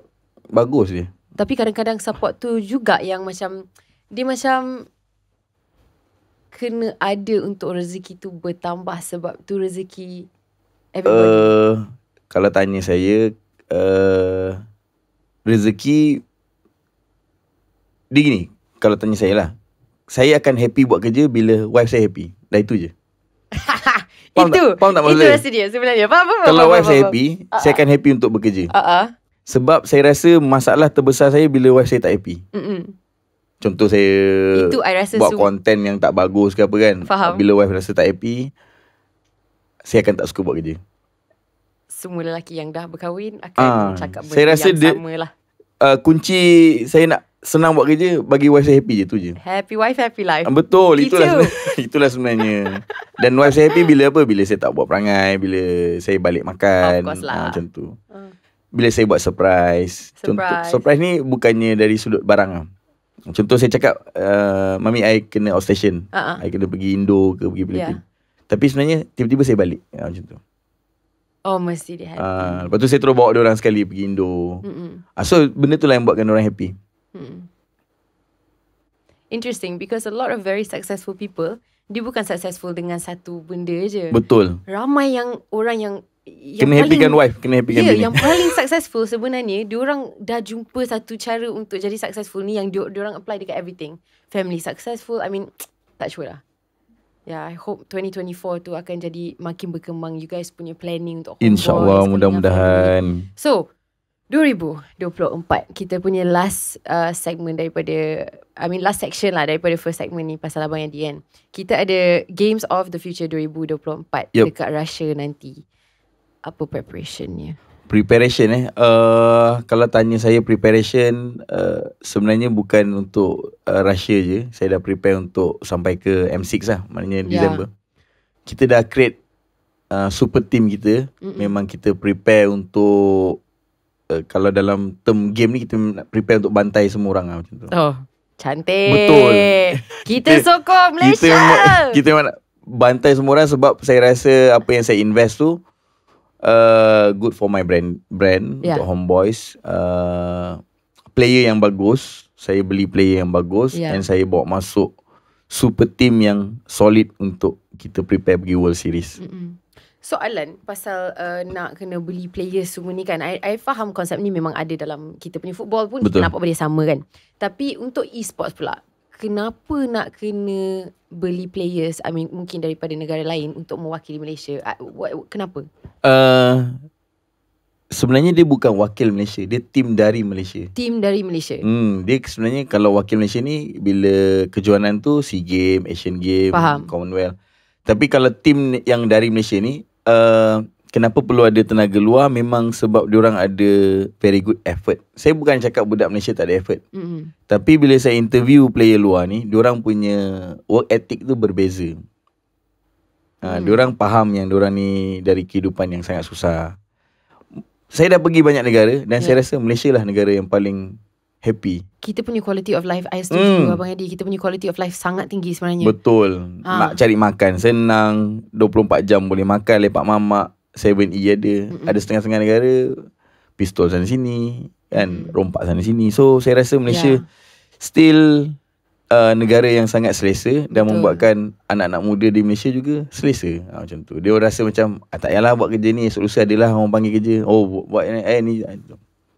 Tapi work ethic luar, saya bukanlah nak cakap work ethic kita tak bagus, tapi work ethic luar jauh lebih bagus. Saya sendiri sebagai owner, saya sendiri orang yang invest, saya tahu. Sebab saya interview budak tu, and budak tu tunjuk semua cara kerja dia very particular. Dia boleh tahu kalau kita makan makanan yang pedas, dia akan efek dekat atas stage. Atas stage kita akan ada ketakutan yang melampau, benda tu akan efek kat gameplay akan rosak jadi tu. Dia boleh tahu daripada kita punya bangun tidur lagi. So data tu tak ada orang, tak semua orang ada. Power lah. Dan saya tak pernah jumpa sepanjang saya buat e-sport, itu first time saya jumpa. Really? Ketika mana saya interview budak tu lah. Means diorang punya hunger. Betul. Hunger and eager to win tu ada. Macam budak Filipin yang saya beli ni, dia marah kalau kita cuti. Kenapa kena cuti Kenapa tak ada training?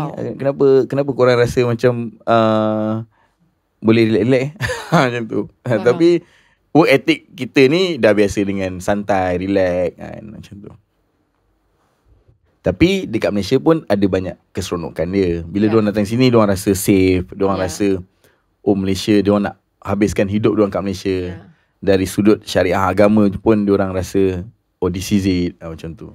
Selamat sikit lah dari betul. Sebagai disclaimer, obviously ada setengah orang Malaysia yang mengalami kesusahan juga. Kita bukan semua senang dekat sini. Dalam e-sport kita, sebab saya pernah di-cancel untuk statement-statement. Ya ke? Ya, I pernah cakap benda yang sama macam apa yang, sebab I setuju. Tapi yang tu cerita yang selepas kita dah wrap episod ni. Kalau tak akan dikecam lagi. Tak nak. Tapi pada saya kan, kalau orang kecam ni, dia lebih kepada diorang tak boleh terima hakikat. Betul tak? Kenapa tak tahu. Kenapa kita tak boleh terima hakikat, sedangkan benda tu ialah hakikat yang memang kita lalu. Dan saya sebagai orang yang develop budak, saya dah jumpa budak yang rockstar, saya dah jumpa budak yang memang hidup mati dia untuk family. Saya ada jumpa orang yang hidup mati dia untuk girlfriend dia. Saya dah jumpa banyak. Saya pernah buang budak, saya pernah ambil budak. Jadi saya dah go through benda ni sebab based on pengalaman saya. Dan dalam hidup saya pun, daripada saya kecil pun, saya dah jumpa macam-macam orang yang kawan saya ni rasa dia tak appreciate dengan hidup dia, sedangkan dia anak orang kaya. Ada yang anak tak berapa nak kaya, dia sangat menghargai. Ada yang macam-macam. Jadi saya dah faham. Dan kalau orang tak boleh terima tu, orang yang tidak boleh menerima hakikat lah. Dan kalau saya dikecam kan, mungkin orang kecam, apalah dia ni, boleh lah. Tak, saya pun memang hidup daripada flat lakin. Flat lakin tu ada banyak kes pecah kereta, bunuh diri. So saya dah jumpa banyak situasi. Tapi sebenarnya benda tu juga yang membawa Abang Eddie ke sini. Betul. Dalam kehidupan ni, mana pun you guys duduk, kalau kita tak boleh terima hakikat, takkan bergerak. Betul, takkan bergerak. Duduklah island ke, duduk Atlantika ke. Kalau tak boleh terima hakikat, macam tu je lah. Sejuk lah dekat sana. Okay, so prediction untuk Games of the Future 2024. Walaupun I know benda tu macam sebenarnya sangat susah untuk jawab, tapi prediction ataupun harapan. Saya rasa untuk prediction, kita akan lagi baik dari M5. Itu yang saya nampak. Dan kita akan bawa satu kelainan lah. Sebab di M5 metanya lain. Di Game of Future pun kita punya meta pun akan berubah lah. Ada patch yang akan berubah. So interesting. Saya rasa yang paling cepat adapt, dia akan lebih menguasai game tu. Dan saya ada orang yang memang sangat cepat adapt dengan patch, iaitu orang yang saya beli macam tu. Bagus. Dia hari ni update, hari ni juga dia boleh khatam dengan membaca patch macam tu. Itu adalah, that's the reason why saya spend untuk dia macam tu. Tapi apa-apa pun kita semua akan sokong Malaysia 100%. Betul. 100%. Kena sokong. Yes, let's sokong go homeboys. Team. Of course, homeboys kita kot. InsyaAllah, mudah-mudahan. Alamak, tengok I dah sangat excited nak support. Sampai spilling everywhere. Okay, so selain daripada Games of the Future 2024, apa lagi yang in store untuk homeboys tahun ni, ataupun untuk Abang Eddie sendiri, dari segi podcasting, dari segi semua business yang Abang Edi terlibat juga pada satu masa. What are your other plans? Yang boleh di-reveal lah. Yang secret-secret tu nanti kita dapat tahu. Kalau tanya saya, dalam e-sport saya sangat excited untuk MPL season 13. Habis MPL kita dah duduk di final Snapdragon di Indo. Habis tu saya akan busy dengan Sukma di Sarawak. Balik daripada Sukma tu, kalau kita champion MPL ni, mungkin kita ke Riyadh untuk MSC. Balik MSC, MPL balik season 14. And saya nak try buat repeat lah, maknanya back to back and repeat lah. Maknanya kita champion. And then benda tu tiket untuk saya bawa ke M6 lah. And M6 tu bila kita as a host, saya dah create storyline tu daripada hari ni ataupun semalam saya dah start create storyline tu untuk tahun ni. Saya dah draft siap-siap. So ada journey yang best untuk diorang follow. Kenapa M6 tu gonna be hype lah. M6 tu mungkin dia akan jadi dia punya puncak of apa yang you guys tengah build tahun ni kan. Itulah dia. Dan saya boleh pencen dengan Amanah macam tu. Apa benda pencen? Janganlah bagi. Tak, sebab saya memang berniat untuk pencen sebenarnya. Takkanlah lepas M6 nak terus pencen. Kalau champion macam tu. Serius lah? Sebab saya rasa anak-anak saya perlukan saya juga untuk kita spend masa, untuk saya hantar dia pergi sekolah. Habis tu Homeboys macam mana? Homeboys adalah peneraju dia. Saya still lah dia punya tangan gaib dia macam tu. Sebab Abang Andy kan the original. Nanti kalau Abang Andy dah tak ada, stress lah semua. Confirm. Cuma mungkin dia mungkin hala tuju berbeza sikit, tapi still dia orang tahu apa foundation dia, apa DNA dia, orang tahu lah macam tu. Faham. Tapi best lah, journey tu best. Saya dah create daripada semalam lagi. The moment saya meeting dengan budak-budak semua, saya akan ada dua side of meeting. Satu meeting yang betul, satu meeting yang memang operasi gelap ni macam mana. Ada jalan bawah lah saya cakap. So cerita tu boleh tak ada masalah, biar. So dia punya apa? Dia punya cerita untuk apa storyline tu? Storyline tu saya akan create orang-orang Malaysia ni, diorang kena ke M6 ni sebab akan ada satu sense of belonging yang diorang nak capai di M6. Faham. Maksudnya dia punya end game dia dekat M6. Diorang kena tunggu apa benda yang kita orang nak ni. Tapi kalau collaboration banyaklah kita dengan, saya ada bincang juga dengan Hikari, saya ada bincang juga dengan Super Sunday. So untuk Homeboys lah. And baru ni kita baru launch dengan Search. And Masdo pun ada phase 2. Onyx pun ada phase 2. So collaboration, merchandise super solid by this year. And product semua kita keluar memang super best lah. I tak tahulah. I sebagai macam seorang Malaysian yang mungkin baru pada permulaan I punya journey nak belajar pasal e-sports ataupun bukan berjinak dalam e-sports. Saya tak rasa I akan boleh jadi pemain e-sports profesional, memang tak. Tapi bila kita dengar pasal macam journey di sebalik tabir, sebagai seorang Malaysian yang tahu ni pasukan dari Malaysia, I sendiri rasa macam okay, I nak pergi M6 ni. Betul. I nak tengok macam mana kita boleh mengatasi apa-apa halangan ataupun cabaran yang pernah datang sebelum ni. Homeboys akan bantai semua. Bantai semua. Bantai. All the best. Okay, so sebelum kita tamatkan episod kita untuk hari ni, kita punya rapid fire segment. Okay, silakan. Let's go. Sangat-sangat simple. Are you ready? Okay. Idola Abang Edi siapa? Arwah ayah saya. Forever. Always and forever. Selain kalau dalam sudut agamanya Nabi Muhammad lah. Tapi kalau kehidupan saya, arwah ayah saya. Okay. Next one. Your favourite Mobile Legends character? Johid. Senang je jawapan tu. Sebab dia campak-campak orang. Campak-campak orang? Dia boleh campak enemy, dia boleh campak teammate juga. Okay, best. Okay, next one. Game yang Abang Edi paling minat selain daripada Mobile Legends? PUBG? No. Sebenarnya saya sangat minat dengan game bola. Okay. Game bola. FIFA. Okay. Saya daripada kecil saya main FIFA. So saya suka game bola. Semua kawan lelaki saya semua suka FIFA dan sampai sekarang lah saya tak seberapa dapat tangkap. Evergreen. Okay lah, cantik lah you all. Okay, next one. Kenangan paling manis dalam sejarah Homeboys? Champion. Of course lah. Champion tu paling manis lah. Tapi champion tu pun paling pahit lah. Kenapa? Sebab orang paling kanan saya, dia merajuk dengan saya. Saya tak panggil dia naik atas. Jadi saya terpaksa fly pergi Terengganu untuk pujuk ni kan. Macam geram tapi Itulah family. ya, Brotherhood kan.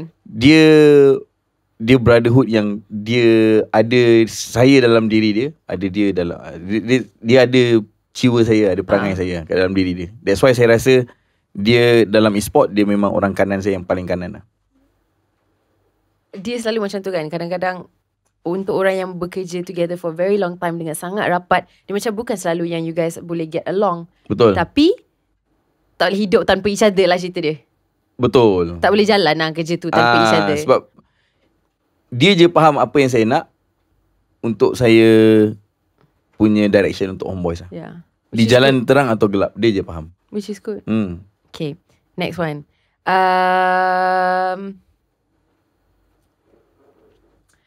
Kalau kena pilih satu pekerjaan selain daripada e-sports, what would it be? Saya rasa masih dalam forte saya meniaga. Tu cheating jawapan tu. Sebab dia dah dekat dah dengan e-sports ni. Nak Betul. macam business tu. Okay, Business semua sudut, everything melibatkan business sekarang. Cikgu. Okay. Boleh terima jawapan tu. Last one. Favorite joke. Favorite joke Alamak, favorite joke Saya favorite joke Okay, kalau nak dapat inspiration, kita ada sediakan a few for you. Okay. Yang ditulis khas untuk episod ini. Okay, yeah. Okay, silakan. Ni custom. Kalau dapur rumah orang ada kitchen hood. Ni bukan ditulis oleh I lah, disclaimer. Dapur rumah Homeboys ada apa? Ada Daddy Hood. Macam tu. Ya. Waduh. Teruk sangat kan? Dia macam hamba Rudin. Sangat hamba. Sangat hamba Rudin. Hamba Rudin. Nak satu lagi yang mungkin kurang hamba? Mungkin lah. I tak tahu. I tak boleh jaminkan untuk siapa-siapa. Are you ready? Kenapa Mike Tyson tak main ML? Tak tahu. Because Xboxer tak ada ML.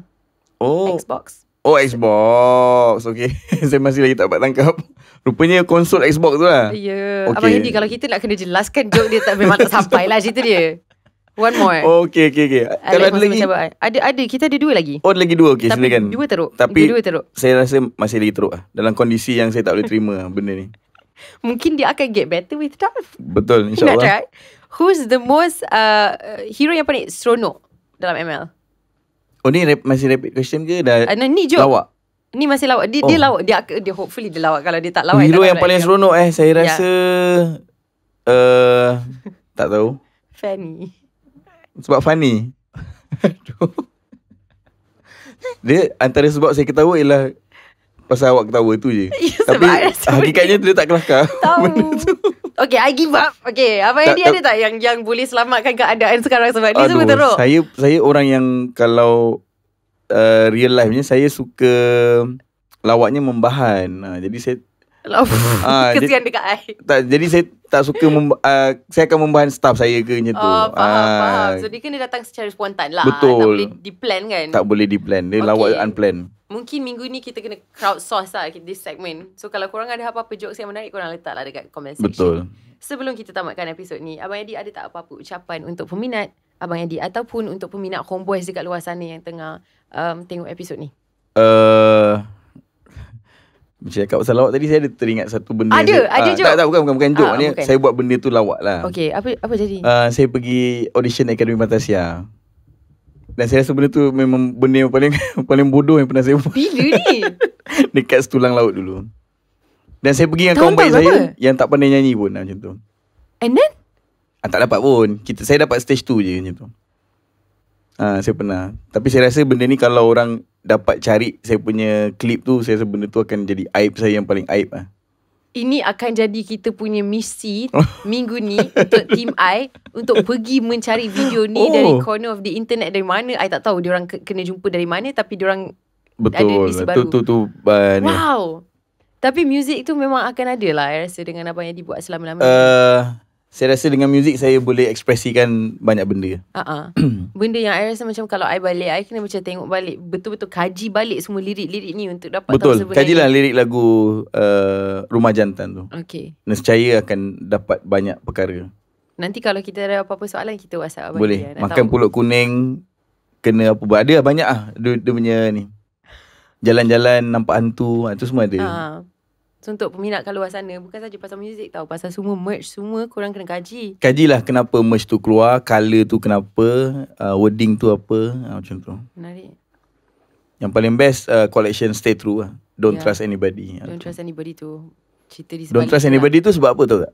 Tak. Sebab saya minat Stone Cold, Steve Austin. Kan? Dia punya tagline DTA. Ya. I nampak sangat macam I pernah dengar lah Stone Cold ni siapa. So saya akan Tapi ingat. I know Cold Stone tu ice cream shop. Tak ada kena-mena sangat. Yeah. Okay, so last word Last word. Doakan kita orang homeboys untuk lebih sukses insyaAllah. Saya yakin dengan usaha yang kita buat ni, doa yang kita ada ni, kita boleh dapat a very good result lah insyaAllah. Hopefully. And thank you untuk Studio Sembang kerana sudi menjemput saya. Thank you. Yang saya rasa jauh lagi sebab saya selalu tengok. Ya ke? Selalu juga tengok Jaludin Hasan. Oh, thank you. Sebab saya rasa Jaludin Hasan stylo. Oh, sangat stylo. Saya rasa stylo gila orang tua ni. Yeah. Macam tu. Sorry Datuk. Tapi stylo lah pakcik. Datuk memang stylo lah. Yeah. Saya rasa memang best lah. That's why saya rasa Thank you so much. Studio Sembang ada good leverage untuk invite ramai lagi orang dalam industri and untuk diorang cerita benda yang kita tak tahu tentang apa. Jadi saya rasa jalan hidup Jaludin Hasan tu seronok untuk saya ambil sebagai iktibar. Kerana dia sangat menghargai isteri dia tu. Betul. Pada masa yang sama pun ada juga konflik-konflik yang kita kena belajar. So. Tapi I yakin sangat dengan episod ni yang ramai juga kat luar sana yang akan inspired dengan cerita Abang Yadi. Oh ya. Ya. InsyaAllah mudah-mudahan. Sebenarnya. Sebab I rasa macam ada banyak tips yang keluar dalam episod ni secara tak sengaja yang boleh diaplikasi kepada macam-macam situation kat luar Betul. sana. Kalau tanya orang IGG pun mesti dia cakap okay. Tengah anggut kat tepi? We hate daddyhood. Taklah, takut. Daddyhood dia penuh dengan kekecohan kalau datang tak suka ni tak suka tu. Tapi saya minta maaf kalau ada sepanjang perkenalan ni mungkin kurang senang atau tak happy. Tapi apa yang saya buat ni biasanya untuk based on pengalaman saya untuk saya try benda tu bagus atau tidak. Hopefully semua orang Malaysia boleh berjaya and semua orang dalam dunia ni berhak untuk happy dan bahagia. Sebab tak ada point pun untuk kita bersedih sebenarnya. Kalau kita faham pasal hidup ni, tak ada point untuk kita bersedih unless memang benda tu tentang kematian ataupun apa. Kalau masalah, benda tu tak perlu untuk disedihkan. Benda tu untuk diselesaikan. Benda paling penting, kalau kita lari dari masalah, masalah tak akan selesai. Kita akan sentiasa lari. Masalah tu masih ada, dia akan kejar kita. Tapi kalau kita selesaikan masalah, masalah tu akan habis. So jangan lari dari masalah, settlekanlah masalah anda. Macam tu. Itulah nasihat saya kepada orang-orang di luar sana, insyaAllah. I tengah take note kat dalam otak ni. Alright guys, thank you so much sebab saksikan episod kita minggu ini bersama the one and only Daddyhood. Thank you so much sebab meluangkan masa sekali lagi. InsyaAllah. And we'll see you guys in the next one, alright? Good night guys, bye. Bye.